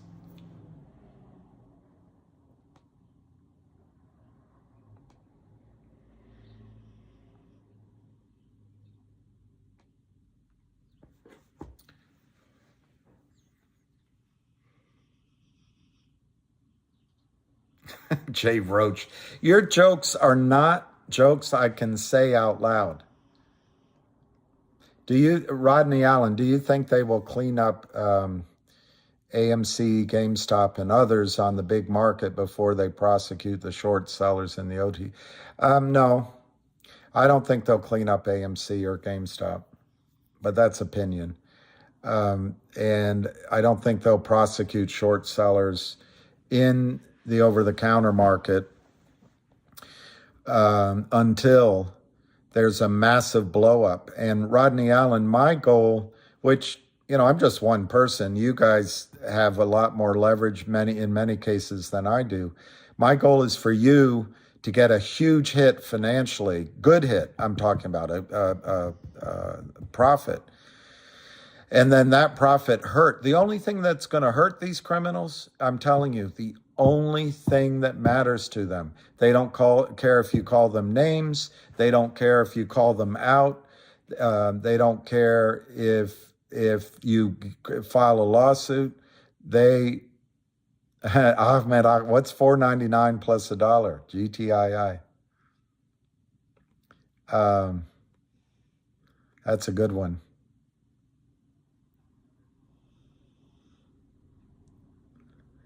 Ironic, someone with my experience would label Finra, et cetera, as constituencies. Well, I don't know. What did Frommer talk about? Oh my gosh. Yeah, I see what you mean. Sorry, I'm going back asswards. All right, so let me go down here and see. What's the question to answer? Answer the question. I did answer it. Yeah, Jenny L., no one enforces the rules. Remember self-regulation.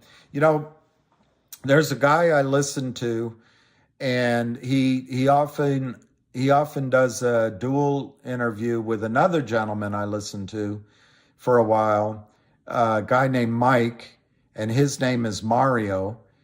And but Mario on his own, he's from the UK, on his own website, he's like the little engine that could, and he keeps going. Personally, when he introduces his himself, I skip right. I try to skip by that first minute because I can't stand it. I can't stand hearing it, his voice, and it's just a weird quirk of mine. But he does a good job, and he recommends sources, and he's been talking about this stuff for a while. Anyway, I think it was this morning, might have been last night. I listened this morning. He was saying, Jen, that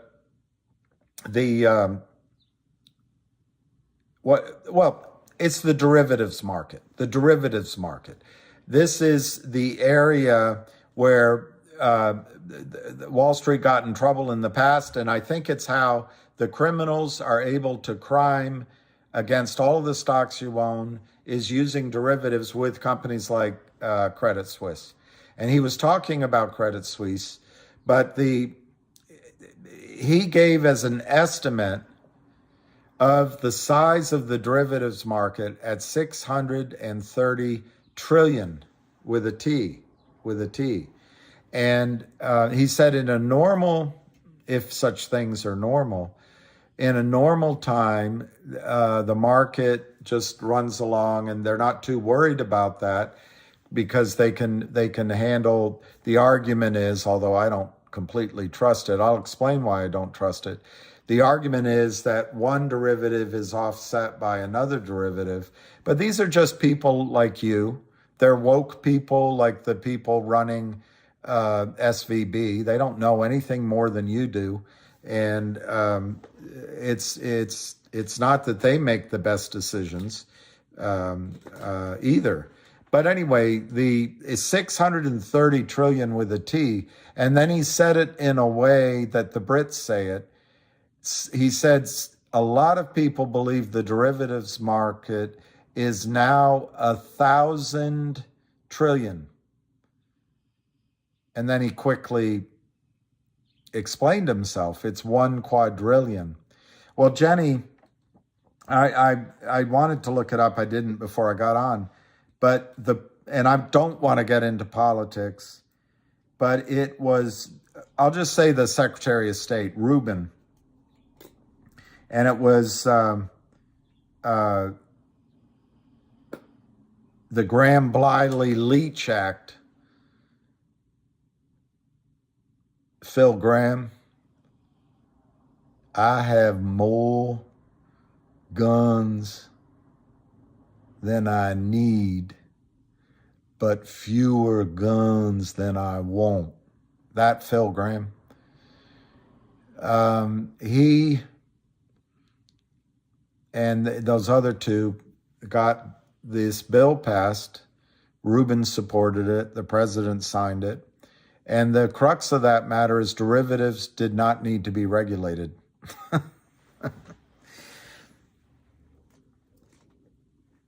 Mario, his website is Manusco 63, I think. But he pointed out that the world's GDP is 100 trillion. I actually didn't think it was that high. I thought it was closer to 60 or 70 trillion. But he said the world's GDP is 100 trillion. So you have derivatives out there that are 1 quadrillion, 1,000 trillion. It's mind-boggling, and there's no regulation, and we're bailing them out. And Kevin Turner, good afternoon, son. Brian Hannafin, am I rich yet? I'm trying to hang in there, and as long I know that. What's larger than a quadrillion? I guess a quintuplian? I don't know. Jenny L, self-regulation doesn't work. These guys haven't been taught. Of course not. Yasmin, join the space call with John Berter at 6 p.m. I'll do that, Yasmin. Or is it Yasmin or Jasmine? We can't communicate that. So with all polite intent, I'm going to say Yasmin. Finra scam. MKC, just wondering about Finra said today.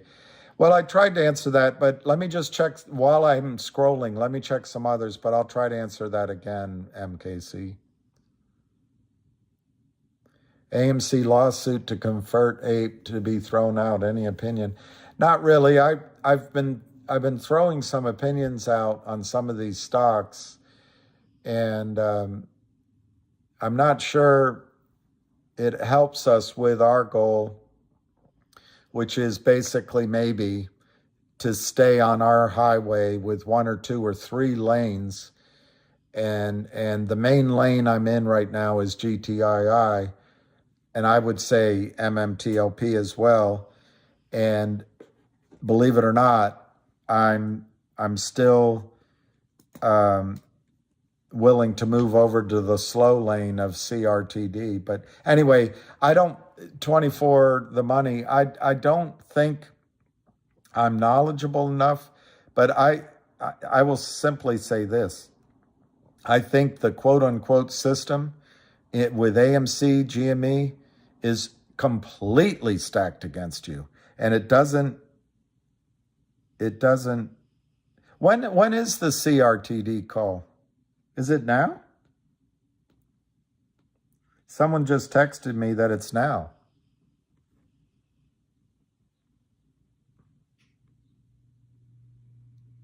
Okay, let me see if the call... you can go back to Ham. I'm not sure it came out. Let me see if he's talking.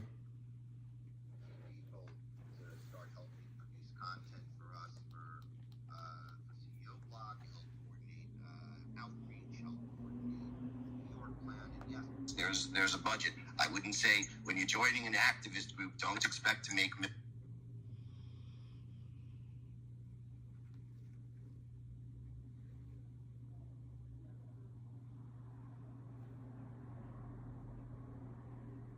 I can't hear anything.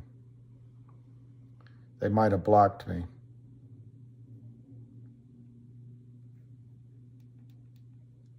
I don't think it's about I don't think it was about CEO block, but there's an MMTLP. They're discussing the Finra. But I'll go on. Let's make our space call the one that John Berta runs at 6 o'clock. Stony Bones, I'm not listening to it. Don't say okay, bye. Or unless you mean B-U-Y. I read the news today, oh boy, about 1,000 holes in Lancashire.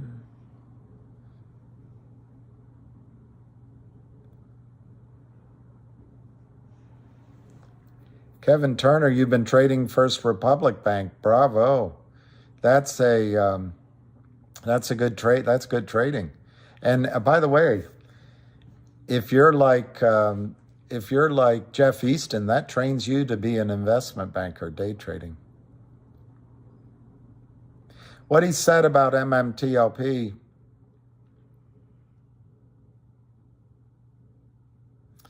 well, that's true, Scott. The hedge funds, as show profits, was to manipulate the shorts.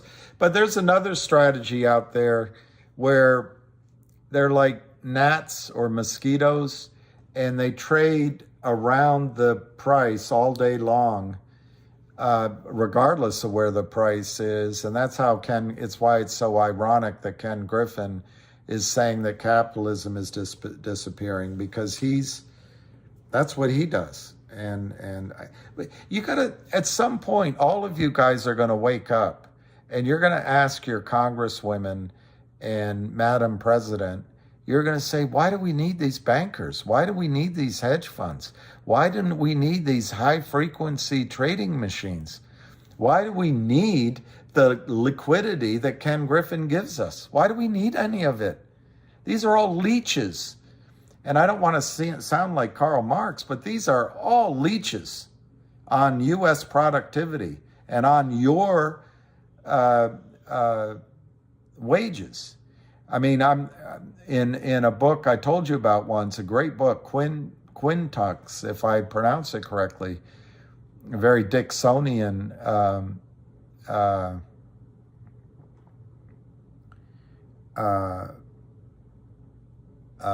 book.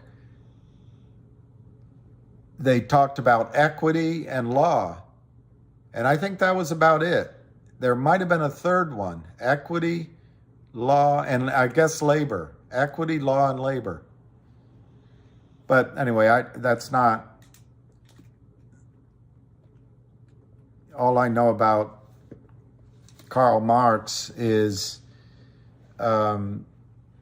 tonight we have with us the founder of modern communism, Vladimir Ilyich Ulyanov, better known to the world as Lenin. We have Karl Marx and Mao Zedong. Are you ready, Carl, for the lounge suite? Who controls the means of productions? The workers control the means of construction. Good job, Carl, good job. The struggle of class against class is a what struggle? A what struggle? It's a political struggle. Very good, Carl, very good, Carl. Your final question, and you win the lounge suite. Are you ready, Carl? West Ham United is the name of which English football team? The Petit Bourgeoisie. I can't remember it exactly. Something like that.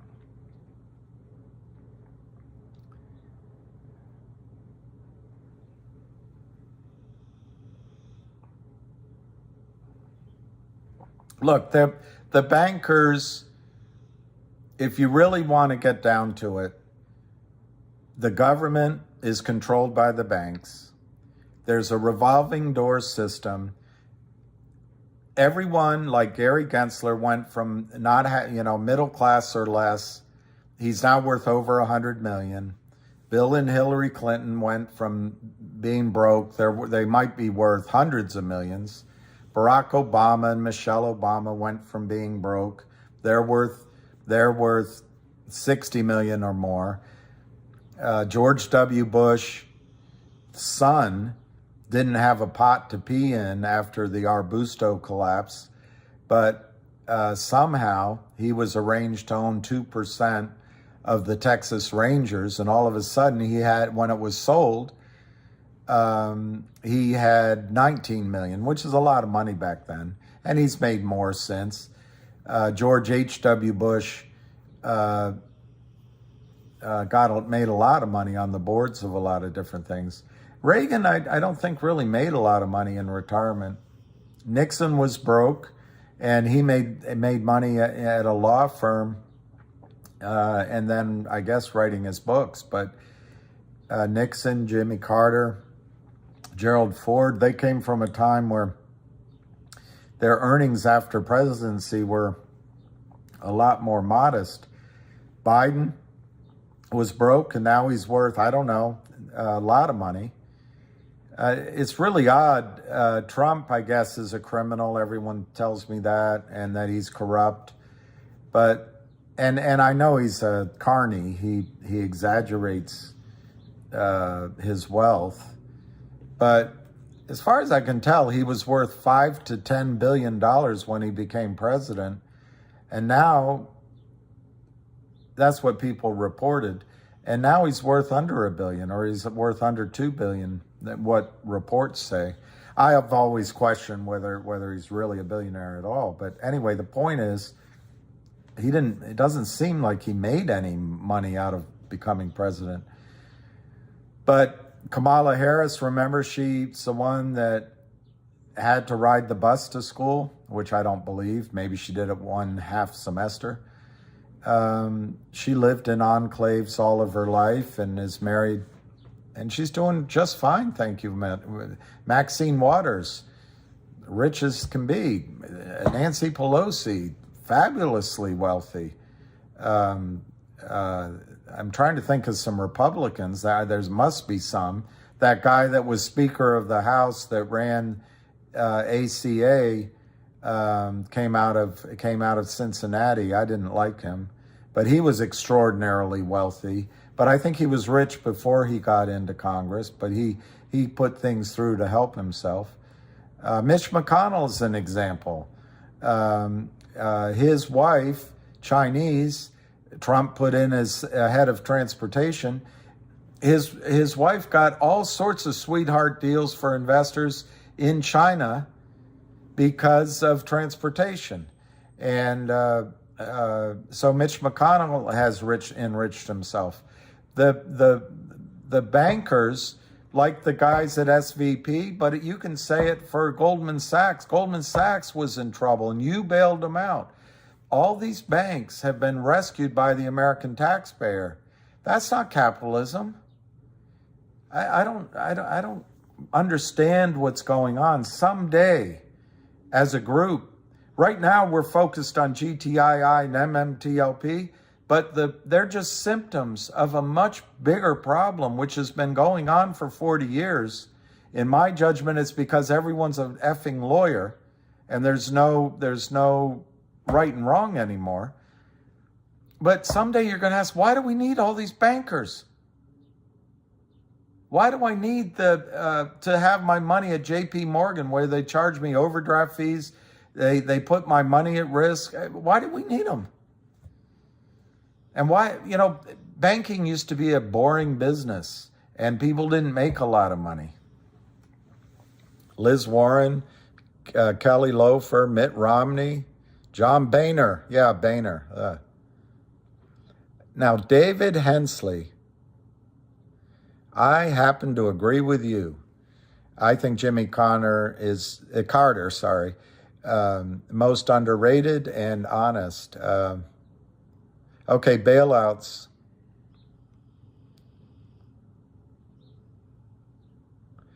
The Fed is going to have $11 trillion in liabilities. I think their balance sheet right now nets at negative 1.8 trillion. So the Fed's going to be a little bit in trouble. Elaine Chao, yeah. Oh, she's from Taiwan. Sorry. I have to take this call on a different matter.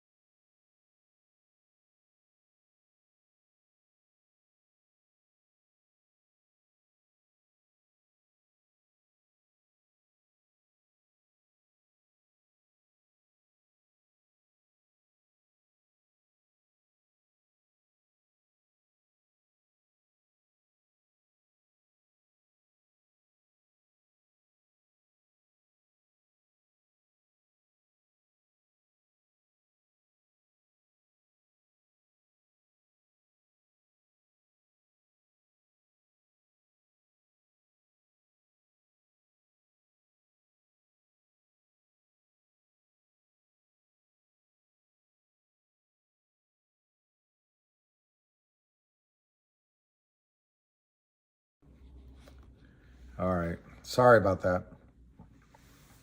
Really sorry about that. That's somebody.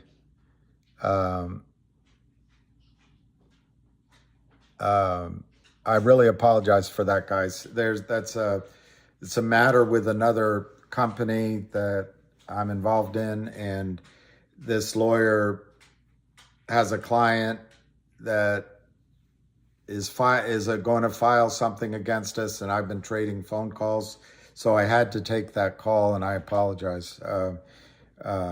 If I didn't take the call, it'd be another day, and I was supposed to get an answer 2 days ago. So I apologize on that. I didn't mean to be rude to you. I know I was rude to you. And I forget where I was. It might be a blessing that this interrupted whatever I was saying. But in terms of MMTLP and Finra, I don't think it changes the situation one bit. At 6, if we stay long enough, John Berta's having a space call at 6 o'clock, and I'm more than glad to join that with you guys. I don't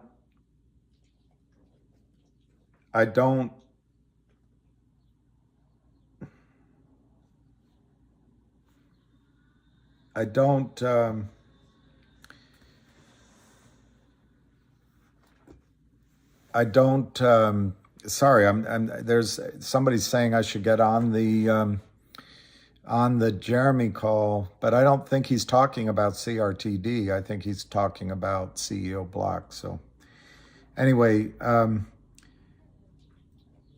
at 6 o'clock, you can let me know if you want to do that or not, or if that's a negatory. You might say that's a negatory. Where's my tendies? What's a tendy? I almost know what a tendy is, but my brain isn't registering. So Arizona 31, Princeton 30. Wow.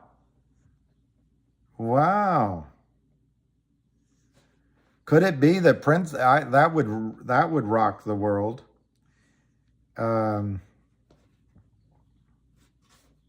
That would rock it. That would rock it. You got Alabama, I guess, won, or they're about to win, 89-69. San Diego State is winning. Arizona's barely winning at halftime, 31-30. Arkansas is winning handily in 36-26. Maryland won. Firm beat UVA 68-67. Missouri won. Kansas won. And that's about where we stand. Roll Tide roll. Roll Tide roll. Where's my tendies? I don't know what it means. Does this guy ever make any money? Did I say that? Does this guy ever make any money?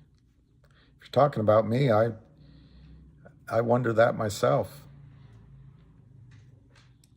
I wonder that myself.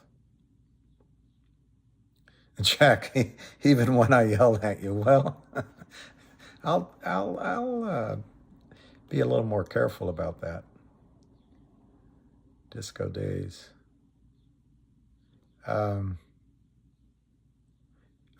Disco days. Yeah. I don't know. I've had this a little while, and I'm a boomer. Yeah, I guess I'm a boomer. But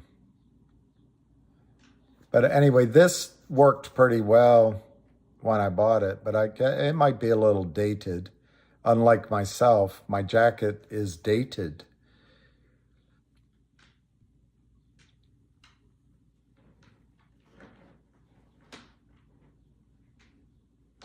I wasn't talking to the press. I know it's no sound.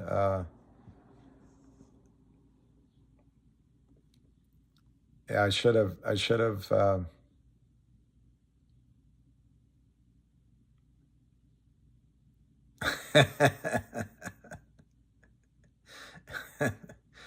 I wasn't talking to Alicia, but if I were, I wouldn't tell you.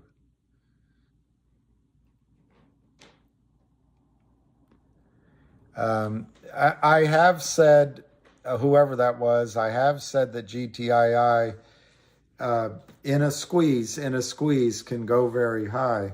But I think yesterday we discussed that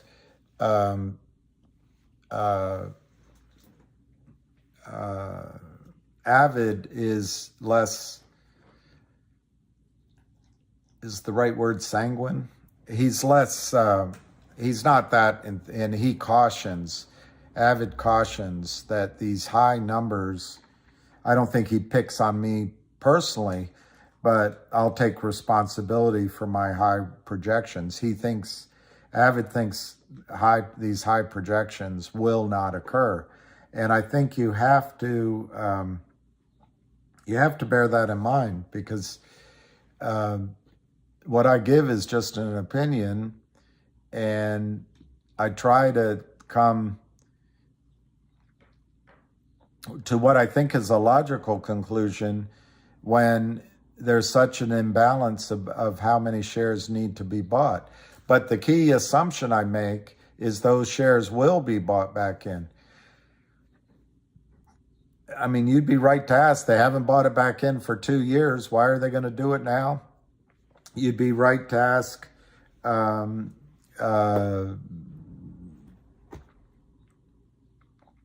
the system come in and somehow stop it all? You'd be right to ask, will the system freeze up? And then we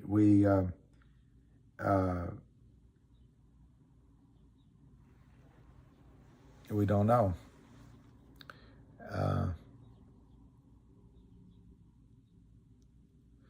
I don't think there's going to be a halt on this in the OTC, but if you would ask me, and you're right, I'm a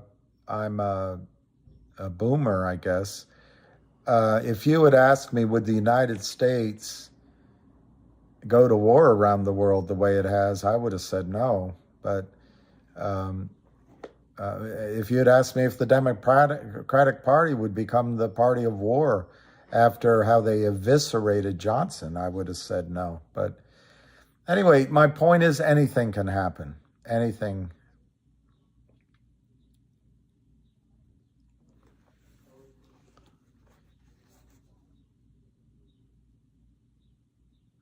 All right, Jenny, who is Mark Belial, Esquire?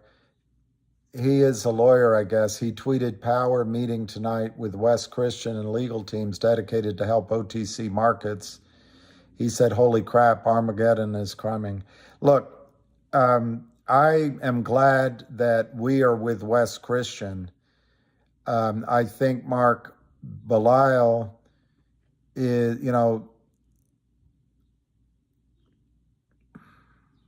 I don't know him. I got caught in some tweets with him.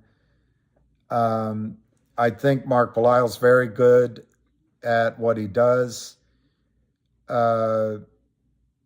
Jenny. But if you just look up HPIL, and VNUE, Victor, Nancy, Umbrella, Edward. These two, at least one of them, but I think both of them. And I looked into a bunch of these stocks because Mark Belial's argument is the best way forward for companies is to hire his law firm, and then he can negotiate, he can go against the shorts, negotiate a settlement with the shorts, and then the company is free of the entanglement, and the company can go on down the road. Well, in practice, what happens is he gets the situation to settlement. And if you look on HPIL with Kurt Kramer, Power Up Lending, Geneva Roth, the whole litany of LLCs, they all sign off. It's amicable. The CEO's proud as punch. Mark Belial toots his horn that he's done a great job for the shareholders, he says, and I'm sure he thinks that's true. And then the CEO Kurt Kramer gives up his warrants, and they go on. Everyone goes on down the road. But what Mark Belial does not accomplish is a short squeeze. What Mark Belial does not accomplish is a run on the bank. The same difference, I guess. What Mark Belial does not accomplish is discovery, or major discovery, because they agreed to a settlement. And what Mark Belial doesn't do, in fact, is make sure that the share price that you own in a stock does anything. Because as an example of HPIL, they make the settlement.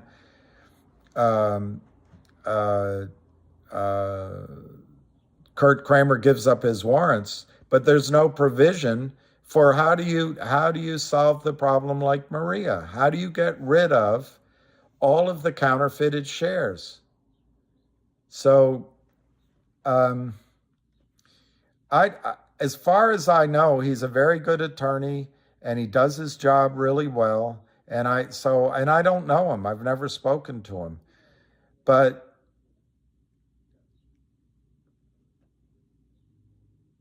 at least in one or two or three companies, his success basically has helped the shorts. At least just looking at HPIL, totally helped Kurt Kramer and the shorts. The company's now at 0.000001. So all the shares they crimed in HPIL are meaningless now. And so I don't think it solved the problem. Now, I know people can just agree to disagree, but I don't see that it was a solution. I say that respectfully. I'm sure he did a really very good, high legal qualification, high qualifications and an expert job. I'm sure he did a good job. But I think the hapless CEO of HPIL is left. He thought he was getting a solution, and now he has a stock that is meaningless. So I'm glad that Mark Belial's joining in on what is an exciting amount of energy in these spaces. And it's you all that have created a lot of this energy. And Mark might team up now, I guess, I'm reading between the lines, with Wes. But I just hope that Wes's approach is different than Mark's has been so far. And I'm sure Mark can learn from Wes. And I'm sure Mark will be open to realizing. Mark asked the question. Mark asked this question once, Jenny, and it made I'm sure he's very talented. And it was on a stock. I forget which stock it was. It might have been, COSM, but it might have been, I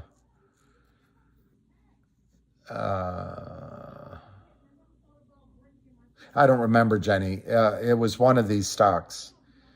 And he asked the question, before we determine what the damages are, we need to ask, I'm paraphrasing, we need to find out why the stock price, what caused the stock price to be so low. In other words, he's implying, as a lawyer, that the stock price is reflecting fundamental reasons why the stock price is low, and it shows a complete disconnect. It's legal thinking versus a trader's thinking. It's highly skilled, highly intelligent thinking, but it doesn't get that the reason these stock prices are down is criminals are selling hundreds of billions of shares without remorse, relentlessly, and without any kind of punishment. And to settle with those guys is, I think, almost malpractice on the part of the CEO anyway. But the CEO is just feeling like, what do I do? What do I do? And I'm telling you, the shorts love it. The shorts love a lawsuit. They love that they're going to get you to the point with their wise attorneys to settlement.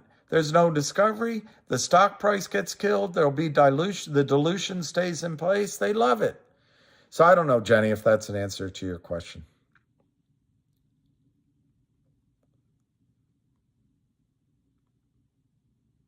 I haven't checked. Apex. Grow up, Arthur. Finra, I don't know if that Finra really said anything. Wow, it's St. Patrick's Day tomorrow.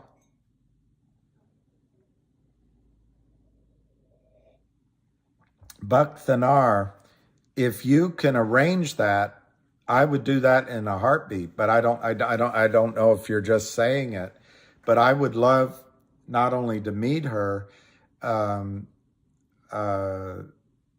it's not from any kind of starstruck way. I would love to discuss this situation because I believe she represents the last of the fearless journalists, and I know she has some constraints, but I think if she could understand the framework, and she'd come up with her own questions, better than my questions, but she would have no fear of asking those questions. I think she'd be terrific. I really mean it. And I would, well,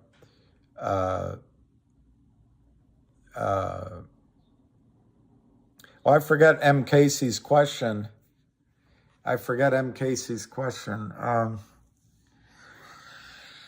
Was it MMTLP? Oh, shoot. Anyway, somebody just asked about MMTLP, and Finra put up that basically they said, check out what we do in a corporate action. And by the way, when is the call with this Mark Belial?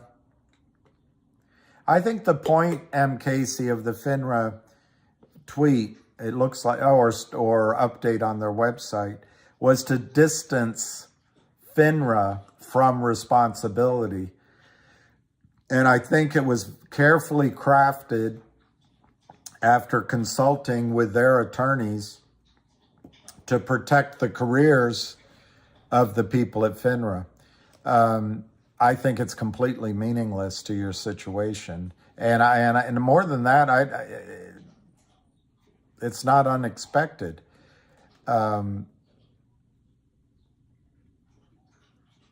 Finra's feeling the heat. I feel like I left something hanging, but anyway, I would, if you guys want, I can tune into the Mark Belial space call if he's having one. I just have, everyone has their own opinion, they're like noses, everybody has one, but some are more prominent than others. But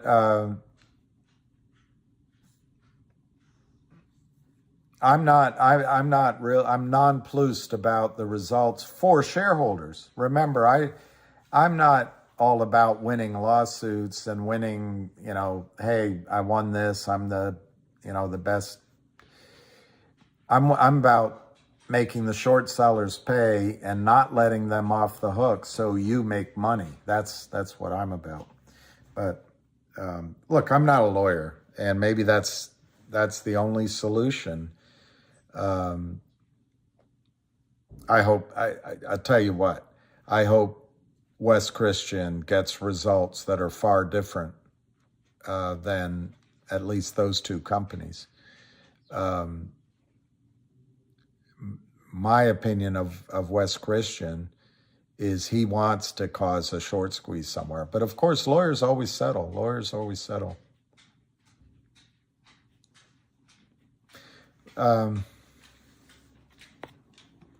There, David Sukamel. So these powerful attorneys for Finra could only come up with that. They didn't want retail to hurt themselves. But imagine, David, just like somebody else said before, imagine that's what they said. Why couldn't they have said that on December 9th? That's why I think they went through an attorney. Wes Christian has never gotten any real results. That's probably true.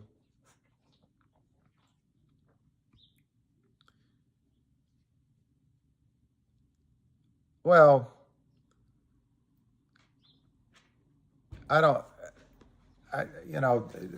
Maria reminds me of a friend of mine, very dear friend of mine.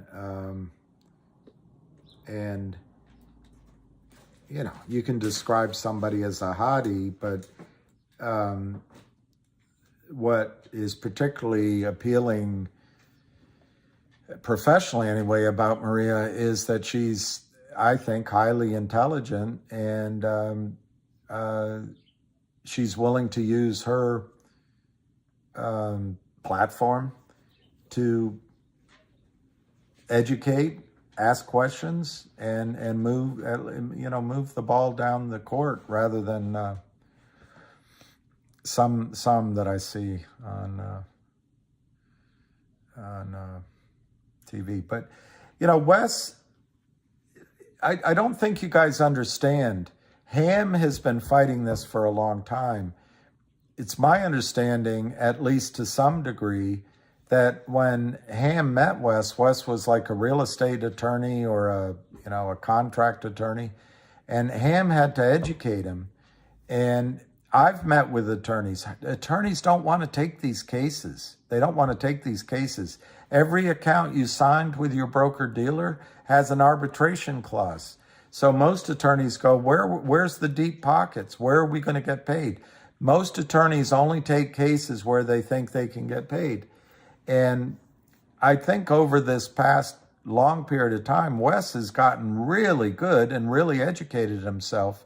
And I would bet that Mark Belial is going to learn a lot from Wes, because Mark will listen to a lawyer. He's not going to listen to a critic that's not a lawyer, because we're not smart. Only lawyers are smart. But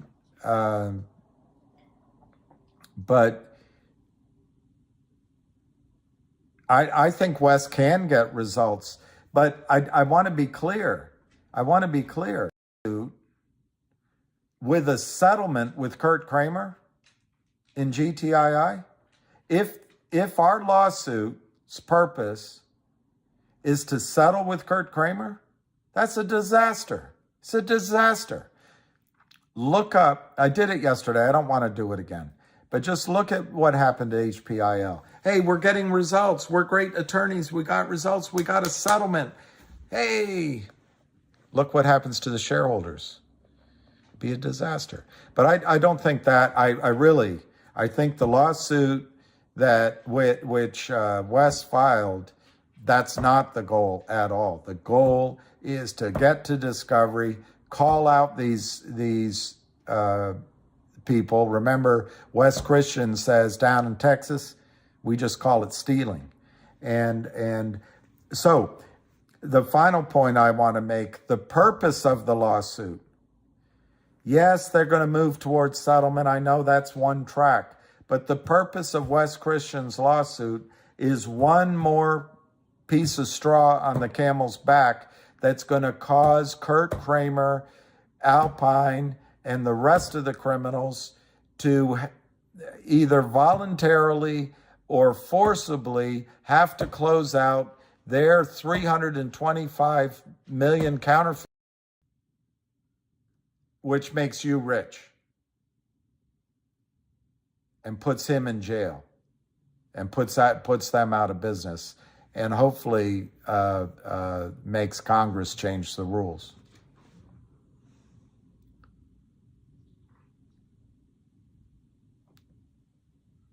Hey, Eric. Thank you. Eric says attorneys can only take cases where they get paid, so attorneys are greedy. Yeah, I guess that's one way. So they won't be able to winning any short selling cases anytime soon.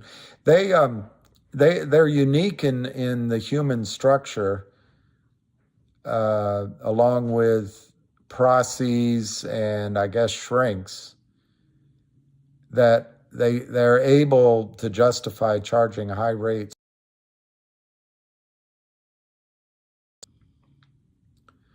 Brockovich, they get paid later when they make a difference and everything gets exposed through TV series and movies. That's interesting, Michael.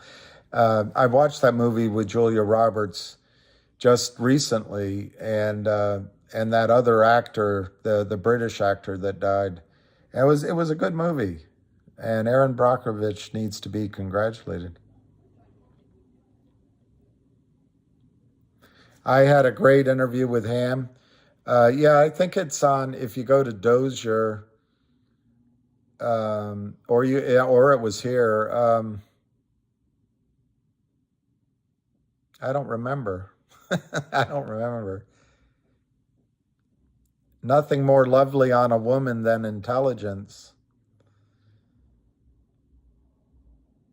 I agree. How do I feel about GTII? I mean, a nice smile is good.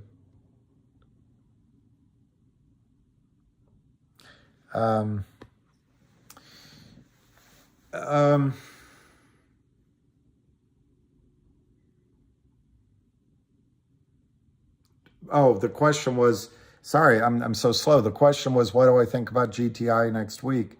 Look, I think the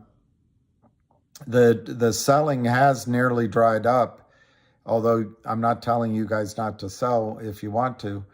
And I think all they're doing is market maker masturbation, mutual masturbation, but it's profitable because they can move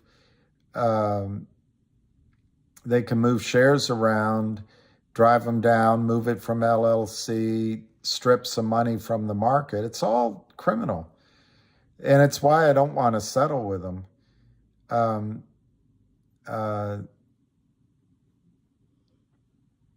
But it's a sign of weakness. It's a sign of weakness.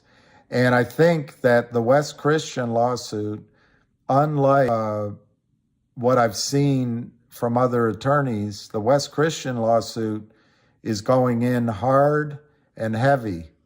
And it's going to demand discovery right from the get-go. And I think it's a son of a bitch for the shorts. So my opinion on GTII is that what's going to happen, I think it's already happening with the FBI chasing after the criminals that decayed the trade with West Park. I think it's already possibly happening with the information that the DTCC's put in front of the court with Alpine deficiencies. But that might actually wait till the first week of April because the judge gave a delay until March 29th. But along with those two events, I think that the West Christian, I think the main reason is that GTII's been listening to Ham and the rest.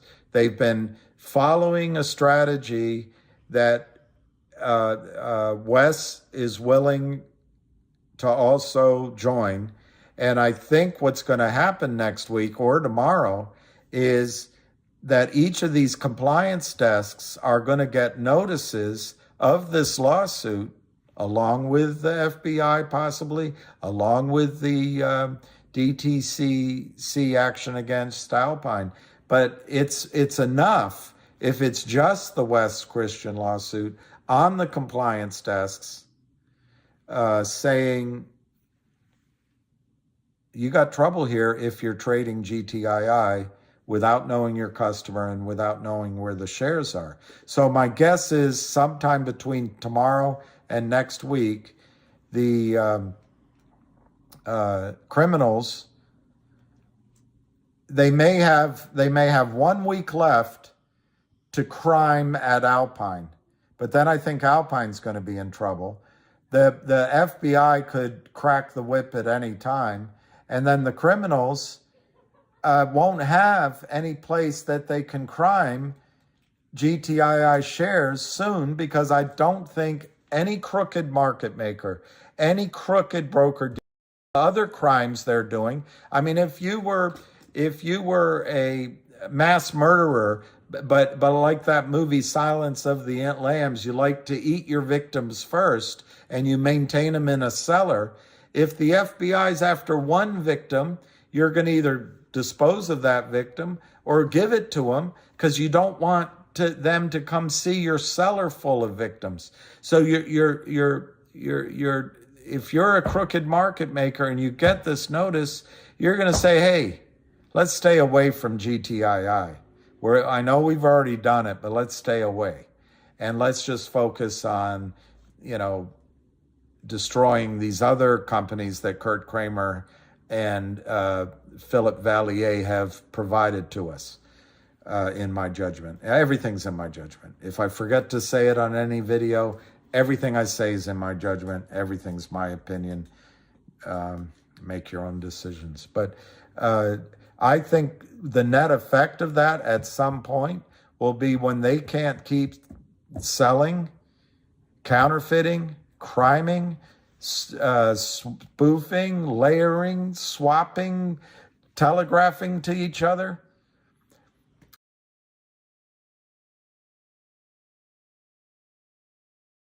Company, when their stock price is here, they drive it down. They sign the contract when the stock price is here, and the contract says, we'll give you a bunch of money, but we're going to do it in tranches, and the price is down here.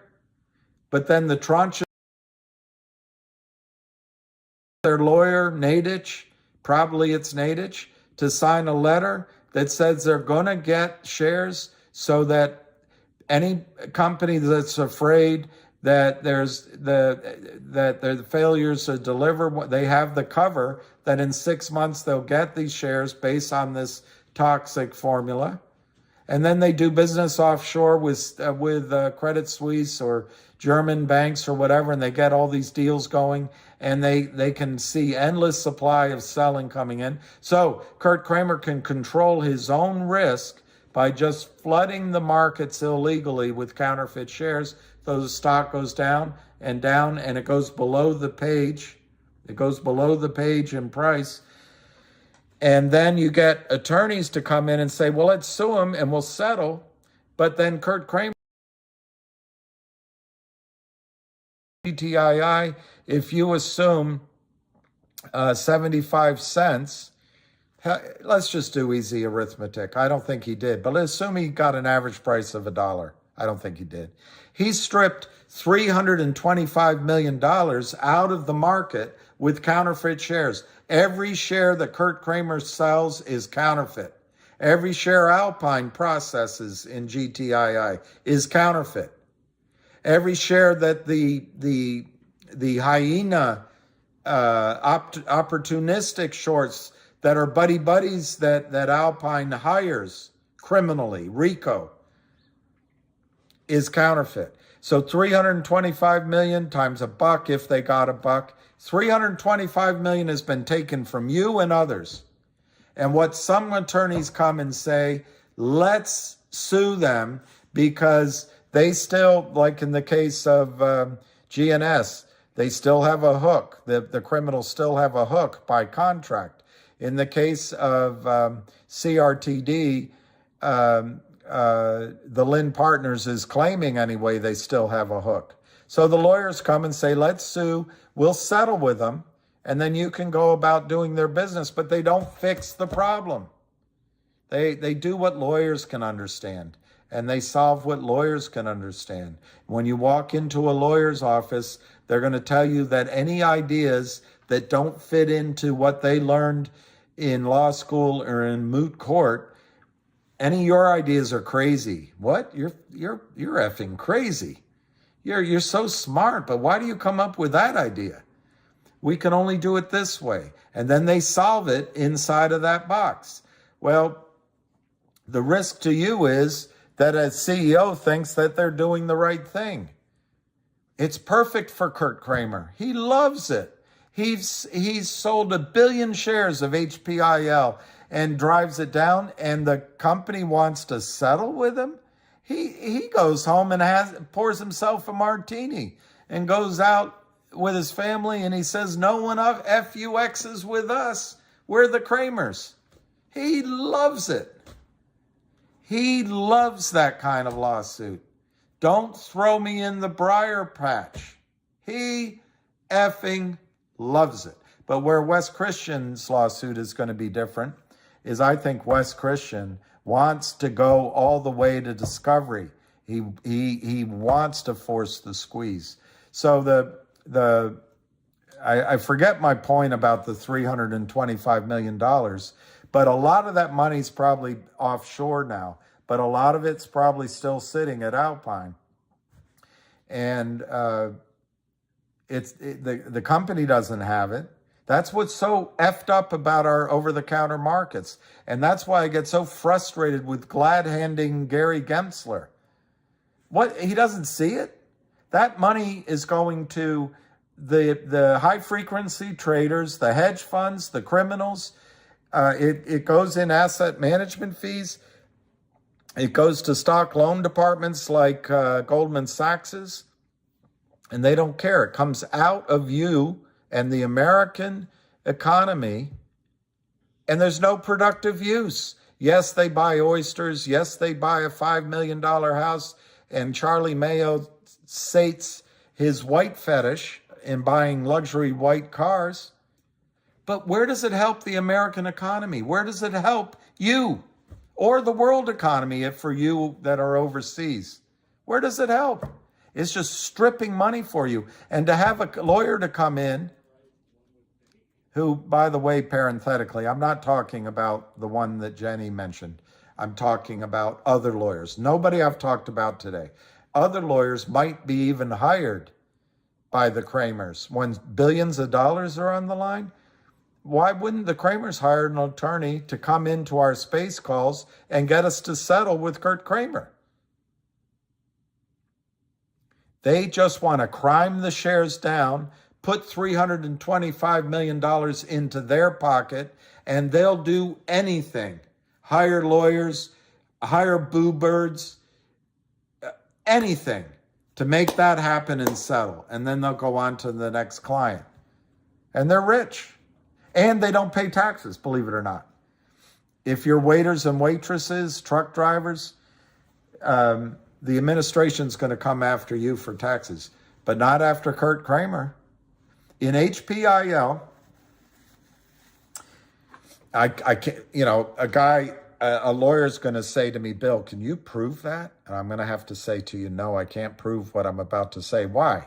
Because no one can get discovery. And HPIL, it's an amicable settlement, and the lawyer's proud of it.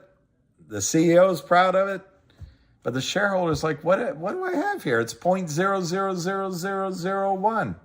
Well, what Kurt Kramer is over the moon because his $325 million crime spree ends not with a 1099, not with a closing position, with a company that can never recover, ever recover. So he gets to close out those $325 million without paying taxes. And if the SEC limp-wrist Gary Goober Gensler, he goes, well, let's just give you a little bit of a slap on the wrist. Don't do it again. And, you got to pay $1 million. Well, Kramer's just took $325 million out of the market. And before you think that all goes to Kurt Kramer, he has to split it with his brother. He's got to give some amount to Charlie Mayo, and then his boiler room. And he's probably got to split it, I would guess, at least 40-60. It might be worse to him, but at least 40-60 to his original investors. But I bet it's even worse than that. It might be 30-70. So he keeps 30%. I don't know. I don't know what the deal is. But guys, to go the route of a lawsuit and settle is not good for shareholders. What is good is what Wes Christensen is doing, which is in the case of all, I assume in all the stocks he's after, but specifically in GTII, Wes Christian is going after discovery, and he is going hard. They're not going to be for you is as the pressure builds and as Alpine goes down, as the market makers panic, and as honest broker dealers get the message from Wes Christian. And basically is you haven't been following the rules. You haven't gone after the failed to delivers in your accounts. What is in your client's account, Mr. Fidelity? Your client owns 100,000 shares of GTII or whatever it is. He and his wife paid for that. And they paid so they're out $700,000. What did you put in their account? Well, we have a failed to deliver. What did you do to collect on that failed to deliver? Well, we made what'd you do the next time? At some point, Wes is going to have an argument that says you're colluding with the Kramers. You're part of the crime.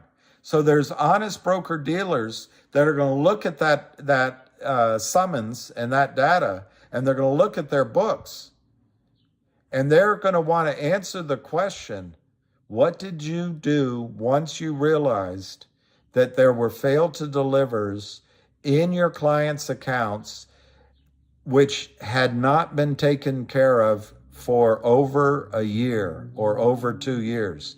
And they're going to want to answer that question. We took immediate action. We took immediate action. All right, 6 o'clock, and they'll buy in. They'll buy in. It's 6 o'clock. Let's see what John Bird is saying.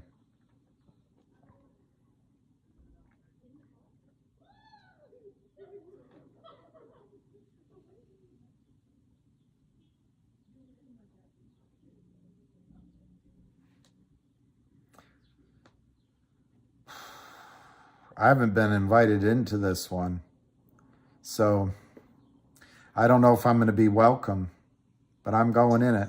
Unless you are a pre-approved speaker on the panel, that would be greatly appreciated and save the hosts a little bit extra work. And this is thank you. Busy, can you hear us? I'm good. You guys are good. I'm not one of the pre-approved speakers, so they're not going to be calling me. Hang on a second.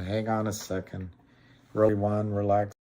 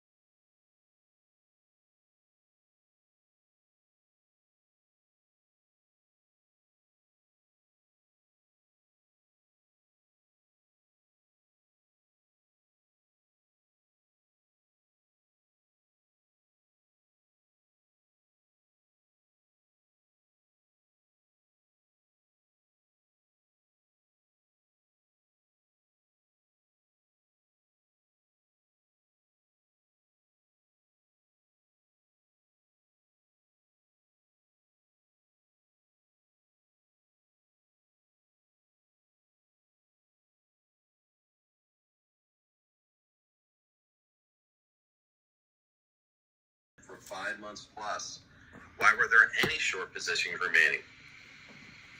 As they have admitted later in this document, right? Seems clear that buy to close on the 9th and the 12th would have been settled by the 14th. So that's on item number 1. Hey, John, by the way, have you received the documentation from the brokerages that sent out notices about that trading on the 9th and 12th were going to be closed position only? Have you received that? Yeah. Okay. I have, and we've got a whole dossier. And obviously, you know, the MMTLP crowd has done a nice job of aggregating all of that. So we have it all. You can hear this now. This is John Berta. We're aware of it, and that's what they Fahad, I the whole think time. you can hear it Well, now. and John, when we did our interview a couple weeks ago, you had said that DT... Broker dealers are a little different, but they all monitor Finra, right? So they're not like, it's not like they're getting knocked through NSCC. I don't have time. For DTCC not to take that information to Finra and pass it along as, hey, this is gospel, is a problem. Yeah. It's a real problem. So, you know, Maybe, and then Justin. For Finra not to show up to the meeting the next day is a real problem. Okay. Another question, John, and this has probably been the focus of our tweets today, and something that we're hanging our hat on. In there, they indicate that it is valid to have short shares in a private company. Can you touch on that? We've heard that NextBridge is a public non-trading company. They're a private company, which is different. It's illegal to hold short positions in a private company. But can you give your NextBridge, perspective on that? What my concern is Well, I think that's a CYA statement. I don't think there's any validity to it, and I also believe that these are all kind of code words for, hey, we're going to try to trade this. And they even go so far into the last statement as saying, because the shares are now registered, it could start trading again, but only if it had a CUSIP. Well, don't put anything past these people. That's all I'm saying. This goes a lot deeper than we all know, and every time something like this happens, I just shake my head and think to myself, boy, if I were a fly on the wall inside of Finra, it would be just an amazing day. Right. Well, John, let me ask you that. You mentioned, their statement towards the end that basically is like, well, let's just trade this thing and, get this over with. Mm-hmm. Cromwell, the president of OTC, said the exact same thing. So do you believe that is the solution that they're holding out for, other than a sale of the assets, is that NextBridge decides to trade this? And after fighting these people for over a decade, why would NextBridge give up their position of strength now and cave and let these guys off? NextBridge doesn't have anything. I don't think they will. I don't think that's the position at all. Yeah. And so, NextBridge doesn't want anything to do with the public market. They just don't. And quite frankly, they're in a position right now, and I think they've publicly stated this, is that they're going to develop the field, and they're going they may not own it for 50 years, but they're going to own it for their foreseeable future. See? And so, for someone to wait around for them to sell that property is a little disingenuous. It's interesting is that over the last week or so, I've received a lot of people that have sent me their statements. And again, some of these people might have lent out their shares, or they had shares in margin account that were lent out. Well, they're getting interest on their shares. Well, obviously, that's 100% proof that those shares were lent out. And secondly, it's the last day of trading to me gives a great indication that those people that wanted that stock as low as possible, for the only reason that is that they had borrowed shares. All they had to return was the dollar value on the last day of trading. Now, that's borrowed shares. If they had legitimate shares that they borrowed, that's all they had to return. Naked shorting is a whole different animal. Yeah. Let's go. And I'm surprised that those people that lent out their shares haven't gotten their $2.90 a share. that seemed to me like a pretty easy settlement, but they haven't done that either. Well, I did get messages in the very beginning from our European holders that quite a few brokerages did liquidate those at that closing price if they were on the share lending program. So it did happen to a few, but not as many as you would think. Let's toss the mic to JR. Go ahead, JR. Going back to the public market, and that's great. I don't know how did the sale of oil and gas assets work? Would there need to be any type of DOL or antitrust review before those assets are sold? And do you think it's possible that they could be under pressure to make this thing trade again, to clean this up, if it's as bad as we suspect it is? If they're under pressure, I haven't heard about it. You know, and keep in mind, Greg and I are extremely close. Right. And Greg was the largest shareholder of NextBridge, so I think he knows what's going on inside the organization, and I haven't heard anything about that. Okay. And I really admit that's a little tinfoil hat, but it's something that's been in the back of my mind, kind of when I think about the bigger picture of this. So thank you. Well, and John, also, we can't forget that Greg's also a debtor. Like, you know, he loaned them $20 million.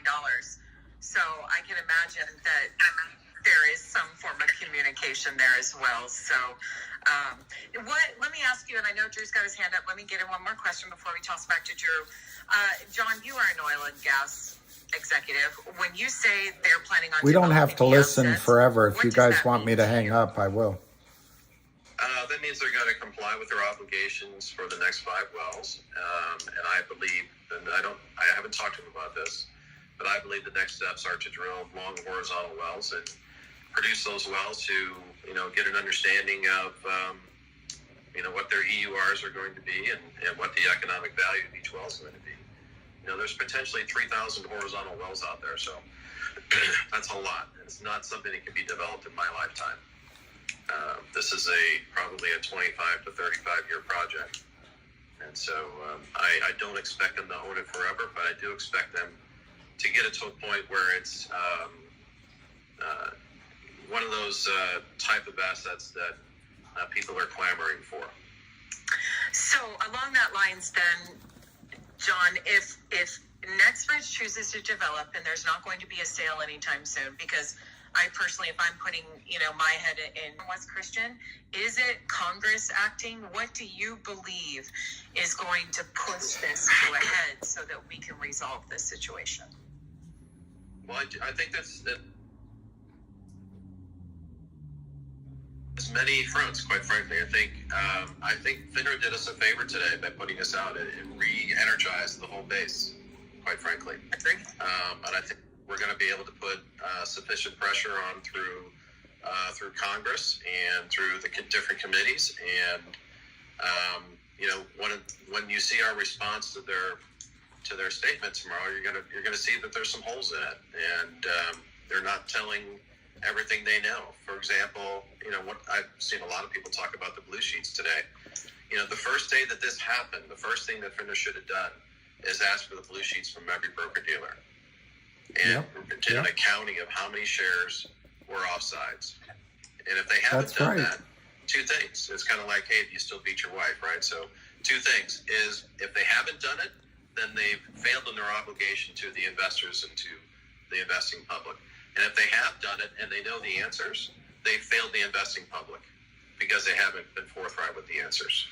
So they're really in a no-win situation, I believe. True, I don't think it's going to happen that soon. They haven't investigated, which I find extremely hard to believe, or they have investigated and they don't like what they see. And so really the next steps for the only people that have subpoena power right now is Congress and the oversight committees. And if they are not forthcoming with the information that they've requested, then I've been told that those people aren't afraid to use that subpoena power.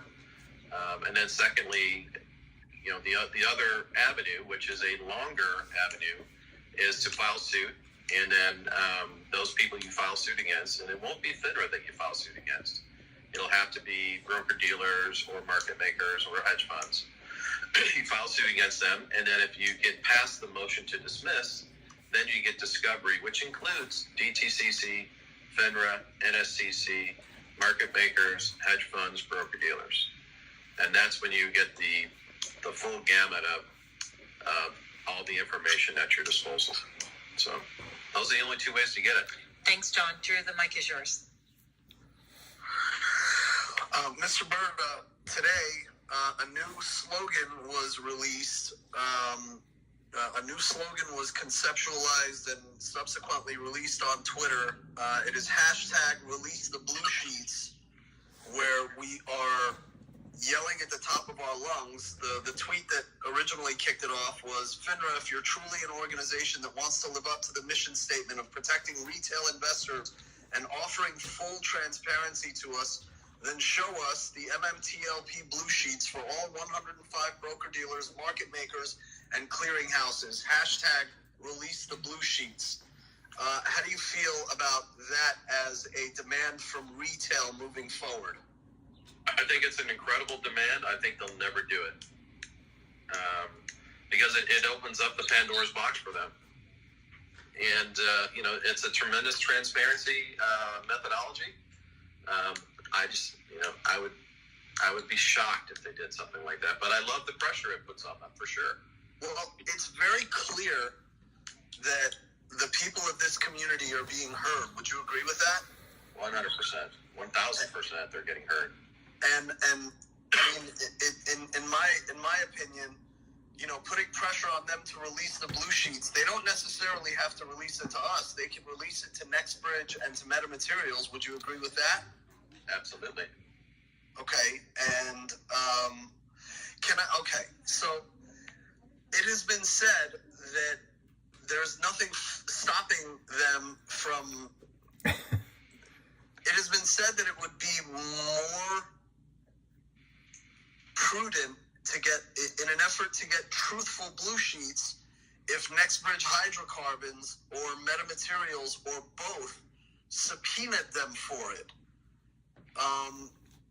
To your knowledge, have they requested the blue sheets from Finra? First of all, they can't request them. It's private information between the broker dealers and Finra, and then you have to wait for motion to dismiss and get past all that, right? So there's only two ways to get a subpoena: once through the courts and once through Congress. Thank you very much. They are on you. John, why do you think Finra put out a statement today? Like what? Because it, I get that. It was interesting. Maybe it was the video that was put out on Let It Trade.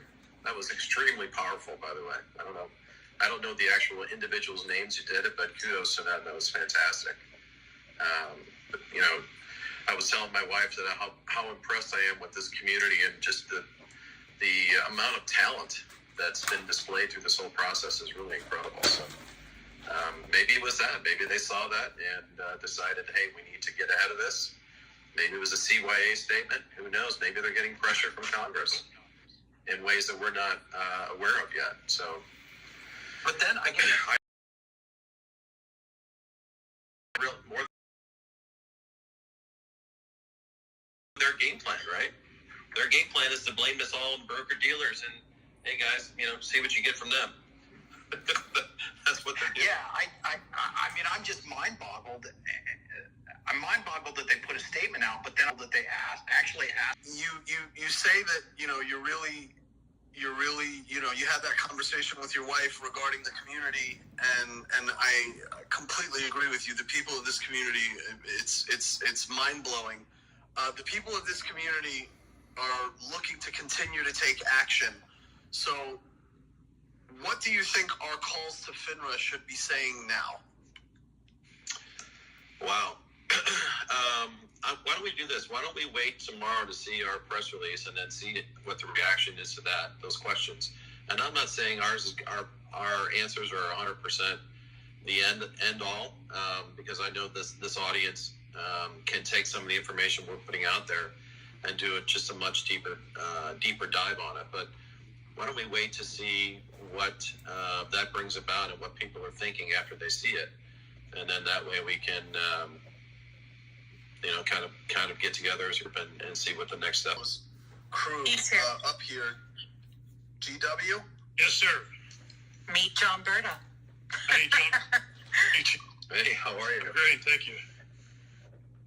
Terrific work. I see you're getting some donations too, which is great. Yes, thank you. Well, that's the next step. We have a great tool in that video, but the tool in the toolbox is useless unless you pull it out of the toolbox and put it to work. So the funds will help us push that thing out into the public, to the Congress, to whatever influencers we need to influence to help us get this thing done. Yeah, I saw Will made a big donation too, so kudos to him. That's great. Yes, that was very generous. Yeah, no worries. Yeah. Sorry, John. Very appreciative. For those of you that don't know, Will Stewart, one of the top shareholders, made a rather sizable 4-figure donation to MMTLP Studios. We encourage everyone to make some donations to MMTLP Studios so that we can continue to get the video out there and make more great content on behalf of the community. So if you haven't already, I'll ask Busy to throw a link up in the nest where you'd be able to make a donation. That would really be great, and it would help to get our voices amplified. JR, to you, sir. Just to follow up on what you earlier about applying pressure to Finra,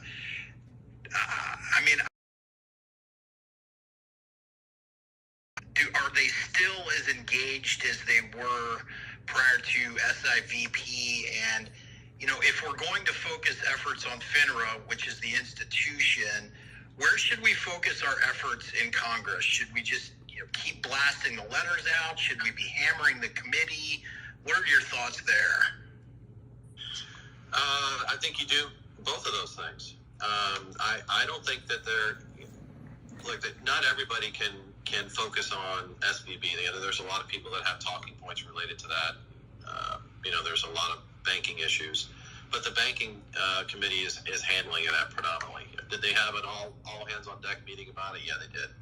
But I don't think that this has been pushed under the rug by any means. I've got a call again tomorrow with a senator now, and I do know there was a meeting with my guy and his constituent in his locality today to talk about next steps. We just got to keep moving forward. And I know Norman in South Carolina is all over this. So there's a lot going on. The more that we contact with, the more people that will actually hear us, and the more of them that will actually take the time to go to, the websites that are out there, the Just Pasted and the MMTLP resources, and let it trade and actually do the due diligence. It takes time to hear the whole story and digest it if you're not living it every day like we do. It's not an easy story. This is all done. So, well, if that movie is a dramatic feature, a lot of people on it. An A-list producer that might be interested. So, well, you guys know that McCabe has produced several movies. Oh, I actually didn't know that. Yeah, he's look at his IMDb page. Okay. A lot of people here. Well, He's actually doing another one. Yeah, I used to work for an A-list producer, so maybe we can get them two together unless McCabe just wants to helm it on his own. But we definitely have some resources. So let's go back to Drew, and then I have another question for you, John. Drew, go ahead. Sure. Mr. Murda, to this point, it has been speculated by many people in the community that they were just trying to push this problem and sweep it under the rug. I beg to differ. I think with the action that Meta took today and with what Finra did today, I take that to mean that our voices are being heard and that they know they can't sweep us under the rug. Could I just get your feelings on that? I sure hope you're right.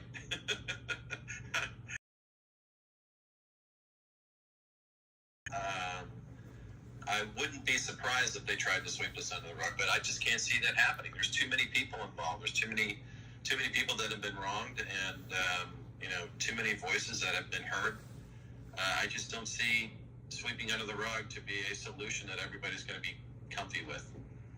Would you agree with the sentiment that the people of this community have said loud and clear that we will not be swept under the rug by any means? 100%. Awesome. All right. Richard, how are you, sir? Doing well. Hi, how are you doing? Everybody's good. Hey, John, how are you? Good, how are you? Good. So I just wanted to, so obviously I saw the stuff this morning, and I know there's one more, I sent an email out, so I have three counsel I'm dealing with, three different law firms, and just coincidentally, last night, late, I got motions to dismiss from all three. So I don't know if the timing was coincidental, but it is what it is.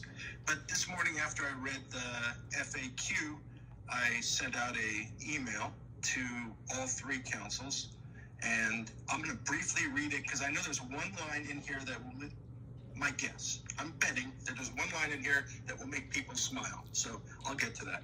So I'm just going to read it quickly because it's 1 minute ago. So it says, "Dear sirs and madams, I'm sure you've all seen the coincidentally timed new FAQ put out by Finra MMTLP. Although the document is full of inaccuracies and is clearly self-serving, it clearly shifts stated that my NextBridge shares are tradable by law. Will Finra, the DTCC, and Fidelity permit me to trade my NB shares? If not, and in light of Finra's admission that they are indeed tradable, why not? I was flabbergasted to see that Finra acknowledged that millions of short shares went into the NextBridge transaction. Where was that disclosed pre-transaction by Finra, the DTCC, or Fidelity? And if not, why not? On what legal basis can naked short shares be transferred from a public company to a private entity like NextBridge? Finra fails to dispute that there are legal naked shorts that have not been closed out. In fact, Finra suggests that short positions did not have to be closed out. That admission proves one of the essential allegations of the complaint, that the defendants jointly permitted the system to exist and flourish that permits illegal short positions to not close out, and as such, it appears that all defendants are at least aiding and abetting tax evasion. Please explain if you have a different view on this issue. I found these issues just in a 5-minute review of something that should line a bird. I made a donation. I await and would appreciate your immediate reply to the above. I found the admissions very troubling, some 100 days post-transaction. Please get back to me before the end of the day. Thanks, Richard. Did you get a response? Not the end of the day. I would not expect a response, to be honest. I just wanted them to consider it. If I got a response, that would be great. But I wanted to make sure they understood that we knew that FAQ was obviously a pile. That's awesome. Yeah, obviously you were expecting the motion to dismiss, correct? Yes. Yeah. Interesting. Hey, John, I have a question for you, unless Richard has a question for you. I might end this. Okay, so a little seemingly off topic, but not really.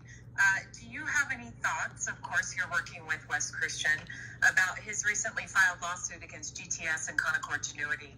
And is this part of, I know we're not going to reveal legal strategy, but let me say this. Are the wagons circling? The answer to that question is yes.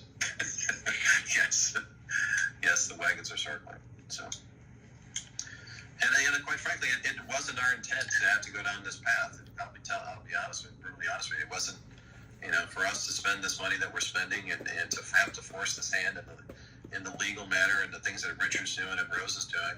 We shouldn't have to do this. That's the shitty part about it, is we shouldn't have to do that.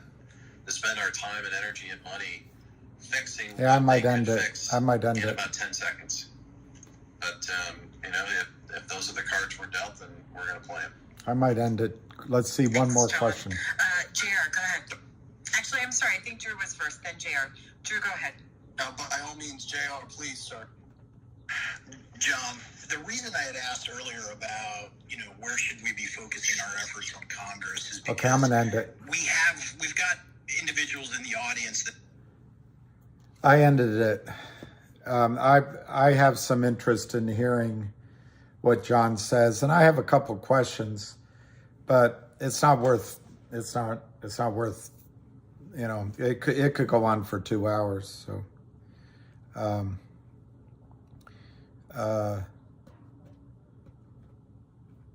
I don't understand Zach Buzzard. So need GTII?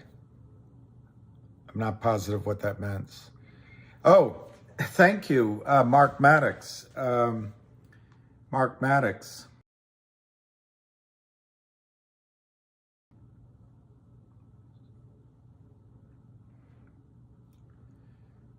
First, Mark, you've got to know that Arkansas is beating Illinois. Maryland did beat West Virginia barely, 67-65. So that was close. And San Diego State won.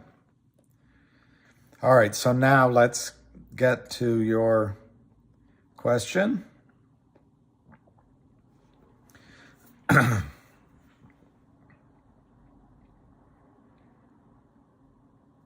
And Mark, I have to let you know, I don't know what it says. So to the extent that I give you an answer, it's going to be my reaction to it. But if there's, something that doesn't make sense or that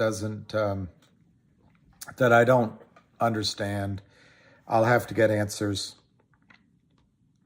tomorrow. Oh, this is good.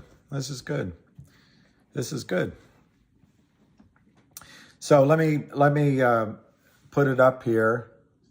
Logic terminates share purchase agreement with Ionic Ventures and withdraws registration statement. Okay, so I'll read it to you. This is at 5:45 p.m. today, 3/16/2023. Obviously, withdrawing the registration statement is they're no longer offering shares. Excuse me, under that agreement. Logic terminates, they repeat it, and I'll just read it as it comes. Logic terminates share purchase agreement with Ionic Ventures and withdraws registration statement. Logic, a leading provider of digital consumer acquisition solutions, has today announced the termination of its stock purchase agreement with Ionic Ventures and withdrawal of its S1 financing facility. Logic CEO Brent Swan said, quote, "We plan to embark on a decisive path of mergers and acquisitions, given that there is an amazing opportunity to increase our size, presence, and revenue profile this year," unquote. And then it just repeats, forward-looking statements, and it describes Logic, which I might as well do. Logic is a U.S.-based provider of e-commerce and digital customer acquisition solutions. It provides data-driven end-to-end marketing through its results solution or providing software to access data by activating campaigns across multiple channels. Makes your head spin. But I couldn't write that. The company's digital marketing business includes a holistic self-serve and tech platform. Its proprietary data-driven AI-powered solutions allows brands and agencies to advertise across thousands of the world's leading digital and connected TV. That's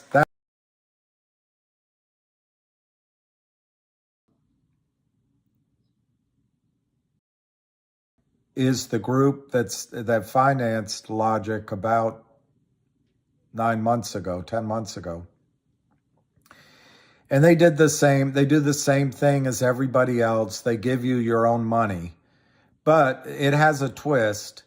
They built in, if the stock price fell, they would get more shares. And then they had an additional clause, if the stock price fell, they'd get more shares. They had warrants. So for the last, and I don't know the numbers, but for the last many, many months, I'd say 6 months, every day, they've been selling shares. Initially, their goal was to drive the share price down. And I think the first trigger point was either 20 cents or 25 cents a share. I don't remember what. And then because of the risk they took, well, they're the ones that drove it down, or their buddies. And of course, everything's in my analysis and opinion. And this is the kind of crap deals that CEOs have to sign with these criminals. But anyway, they drove it down. So they got, like Mrs. Pac-Man, they got the slug of points. They got, I think, 3 million shares. It might have been 2 million, might have been 5 million, once they drove the price down. Their model, which is apparently different than the other criminals, is they only sell that, which is actually more honest. That is, if it's true, that's an honest feature. But they've been selling those shares and I don't know about exercising the warrants, selling those shares every single day. Well, then I think there was an additional price that if they drove the stock, and it's them doing it, it's not the marketplace doing it, but another reward for the risk that they took, which they're causing the risk. They drove it down, and I think it was either 10 cents or 15 cents, or maybe 10 cents. But what I understand is that Brent is very good at maintaining relationships, and he negotiated with Ionic. Now, Ionic put on the end of their report for the end of the year, they put 5 million shares. So I'm not an accountant, but I think they presumed that they were going to cause that lower price to happen so they would get that award. Or maybe in accounting, you have to represent the entirety of what the deal is on a year-end statement. I don't know, but they put the full 5 million. So what Brent did with Ionic is he struck a deal, and I don't in terms of the deal, and I'll have to find out or look if it's published. Purchased, it's almost like they did a settlement without an attorney, and it was maximum expensive financing. It destroyed the price of the shares, and Ionic was able to get the maximum Mrs. Pac-Man appetite filled. So what they did is they negotiated, and they bought Ionic out of the trade. It says it here. They terminate the share purchase agreement and withdraw the statement. So they're finally free of this leech called Ionic Ventures. And this is fantastic news. This is fantastic news. It means, now let me just tell you guys, the last time that Ionic, and I'll find it on the chart for you. But first, Arkansas is still winning, 71-62. Anybody watching, they're watching it on TV anyway. But Arkansas is still winning. Okay, let me get the chart.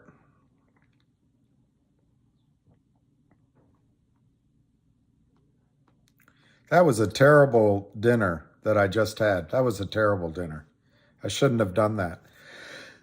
But I was hungry. I was hungry.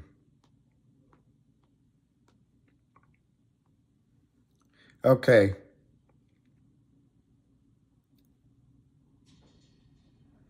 This is the logic chart.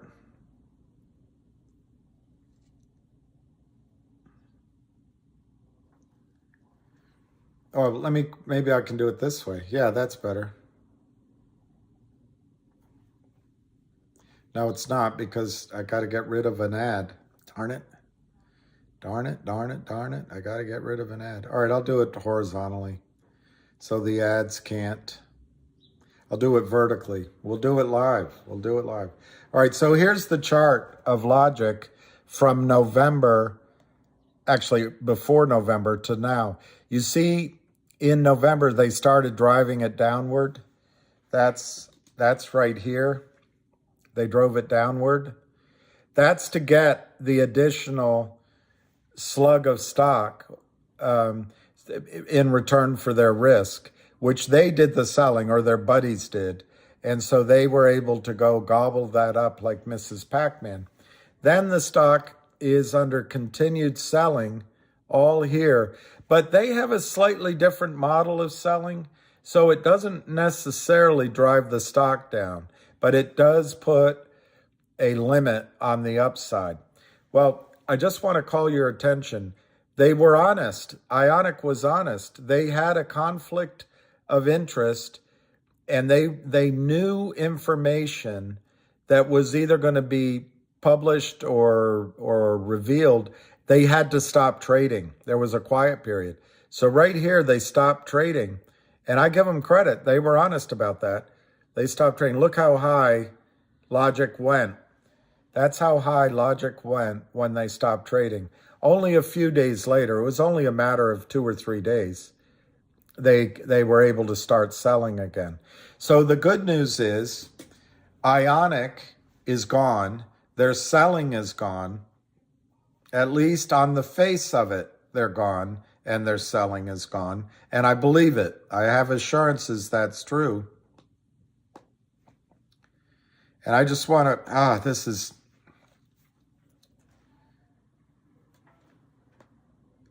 I can't, it's frozen. My phone is frozen.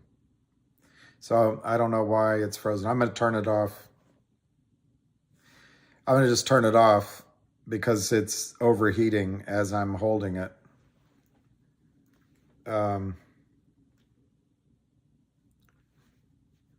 It's overheating. I'm turning it off. So you'll just have to believe me. I showed you the chart. Where the stock went is it went to around 88 cents to my memory. It might have been 80 cents. So my expectation is tomorrow Logic's going up because the selling is gone. Now, they announced it Thursday night. Friday is normally not a great day to announce good news, so maybe it's Monday or Tuesday that Logic will go up. But this news is the end of a negotiation that I had vague awareness of, but I could not discuss until it was finalized. What are the benefits to you as a shareholder? The benefit is that, well, the negative is that Logic had to make a deal with Ionic for the entirety of all the Mrs. Pac-Man slugs of stock that they wrote in the contract. There was no avoiding maximum pain of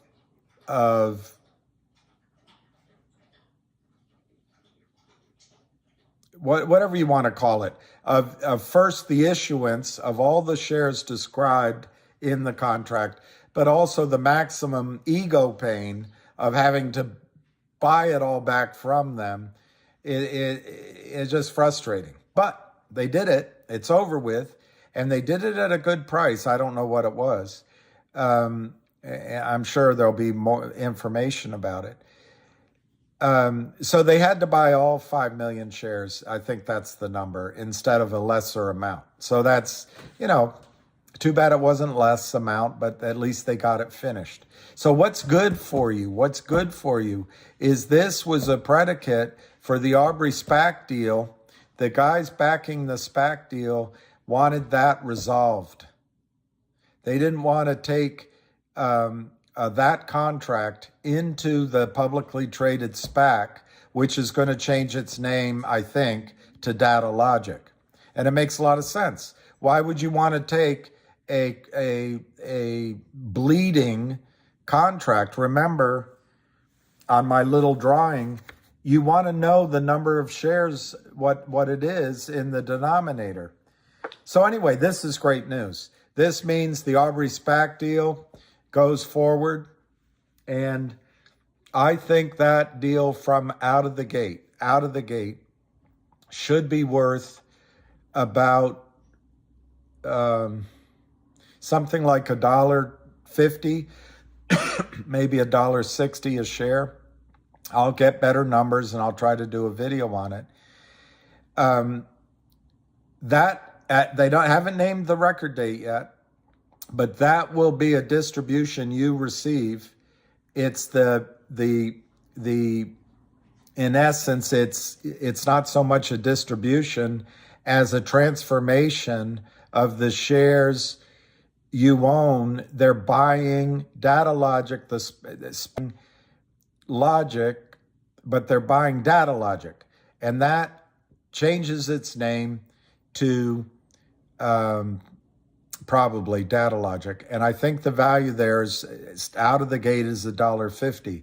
Now there is a pipeline of deals ready to go, and I expect that you're going to see 1 or 2 or 3 more acquisitions in the next 2 weeks to 2 months in Logic. So it is really exciting.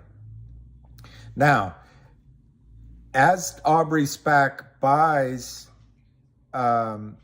Logic, Aubrey's already a publicly traded entity. They've created basically a shell company called Logic, and it has something in it, I don't know what, but doesn't matter. It's a shell company, it's clean, Logic. So that simultaneously, Logic will be buying, it was going to be a private company.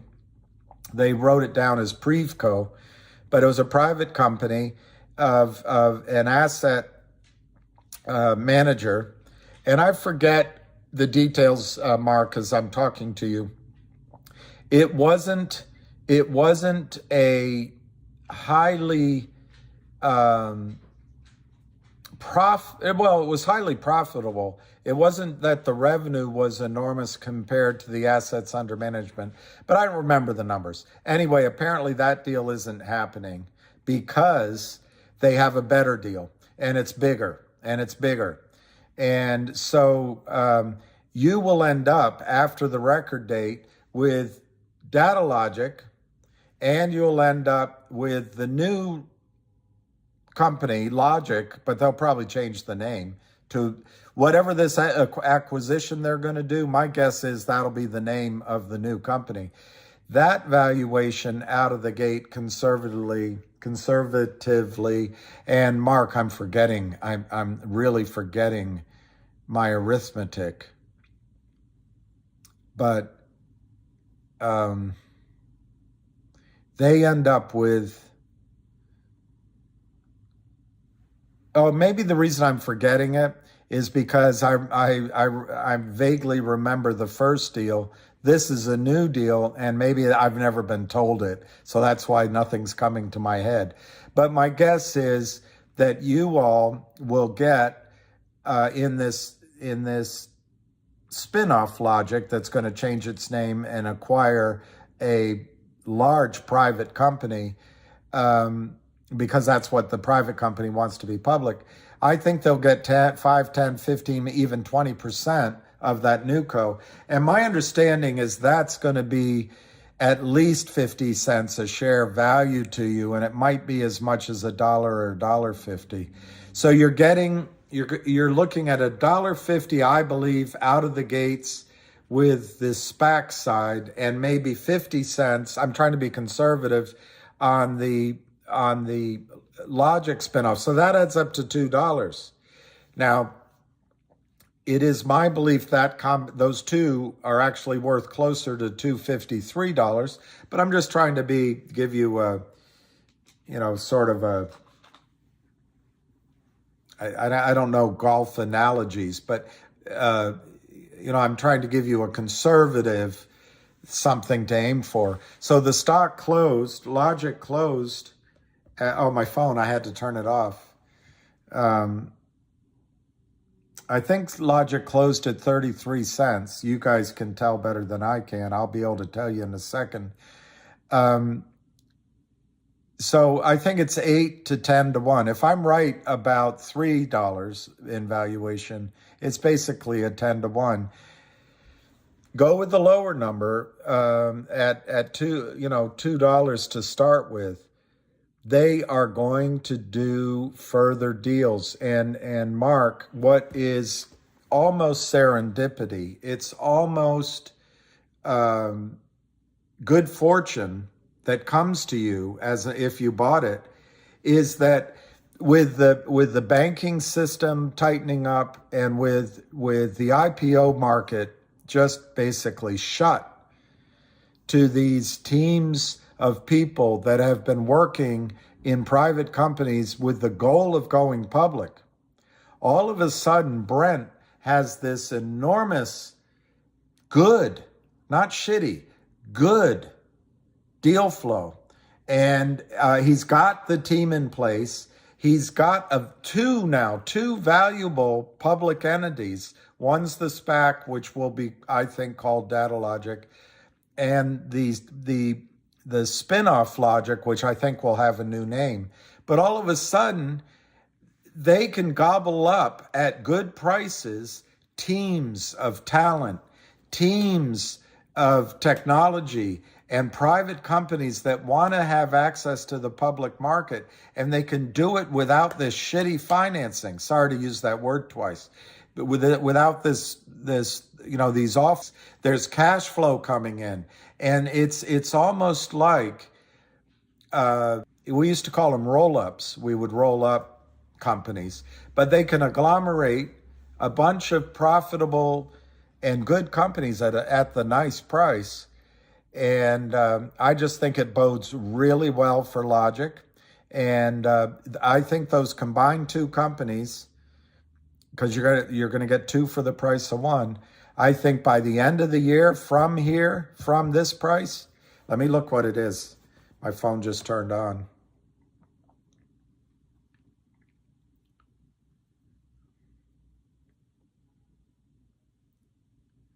Um, 39 cents. So I have to I'm going to just say that I think the stock, and I'll update this as I get more information, but I think Logic in the near term, you're going to get 2 for 1. I think the value out of the gate is going to be 150 to 250. And I think it very easily over the next months will go significantly higher than that. There are no toxic formulae out there to crush it. There is the NEO exchange, which is the Canadian exchange, and there were 4 companies there, I guess. Because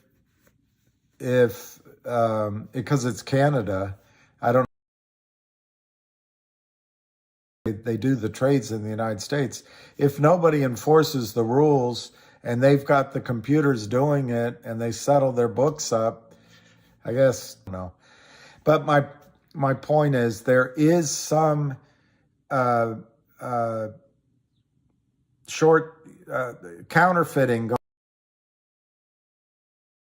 on. Logic shares, which have a cap of some warrants, it's not done in this Kurt Kramer way.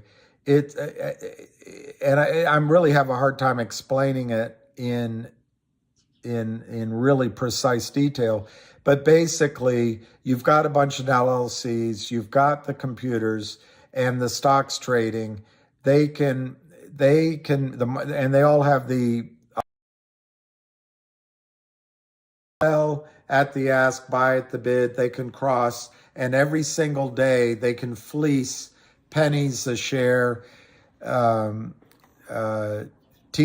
or steenies. I got corrected when I all my life I've said it one way, but I guess that's not what they say on the trading desk. But anyway, they can take money every single day without risk, while you guys have to work and all that. They just, because they're geniuses and because they're so valuable to our economy, all they have to do, like mosquitoes, is bite around the edges. At the end of the day, close it up and start again the next day. Well, that's just going to happen for as long as they have their position and until Gary Gensler enforces the rules. But it didn't make us, as I understand it, we're not going to be in a battle against they break the rules intraday, and they're constantly, they settle up at the end of the day. I'm being simplistic. The reason I'm being simplistic is I've never done the trades and I don't quite understand it. But Mark, I would say to you that I think logic that once the split happens, out of the gate more. The stock's trading at 39. I think there will be a series of accretive deals that will be really impressive. And I think by June, July, easily from where it is now, easily $4, maybe $5 a share. And by the end of the year, or maybe a year from now, however, I could see it trade up to $8 to $10 and maybe higher. I'm not telling you all of this from GTII and get out of any other stock situations you're in. I'm answering your question, but two, it's more to keep it on your list. Maybe nibble now, but if GTII runs, it might be and depending on where the stock price is, use your money management buying in. Sorry, my answer is so long, but this is fantastic news. Why they had to buy more, cut the cord and move on from Ionic, and that wasn't the same. I will admit it seems like Ionic has a different layer of honesty and integrity than Kurt Kramer, but no, it's a good deal, Mark.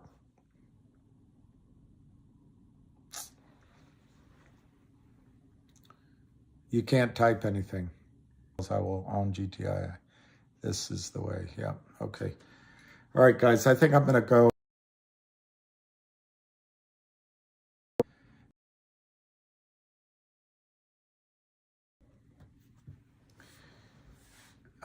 It doesn't seem like you're hearing me. So I'm wondering if my screen is frozen to you. Hey, Lucky, we'll go. We'll go, Lucky. We'll go. We'll go, boy. We'll go. Come on over. I just got to put my shoes on. We'll go. All right. I can't hear anything from you guys. So I'm going to say goodnight. I feel like I'm talking into the darkness. Yeah, it's freezing. All right. I'm just gonna hang up and I'll do a video. Yeah, it's bad internet and I'm working on it. I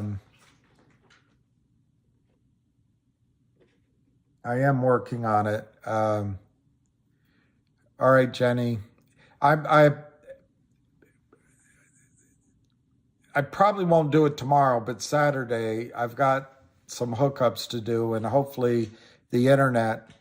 I keep freezing. I'm sorry. So I'll do a video. Mark, I answered the question, but apparently it froze. So I'll do a video on it. And I'll do that tomorrow.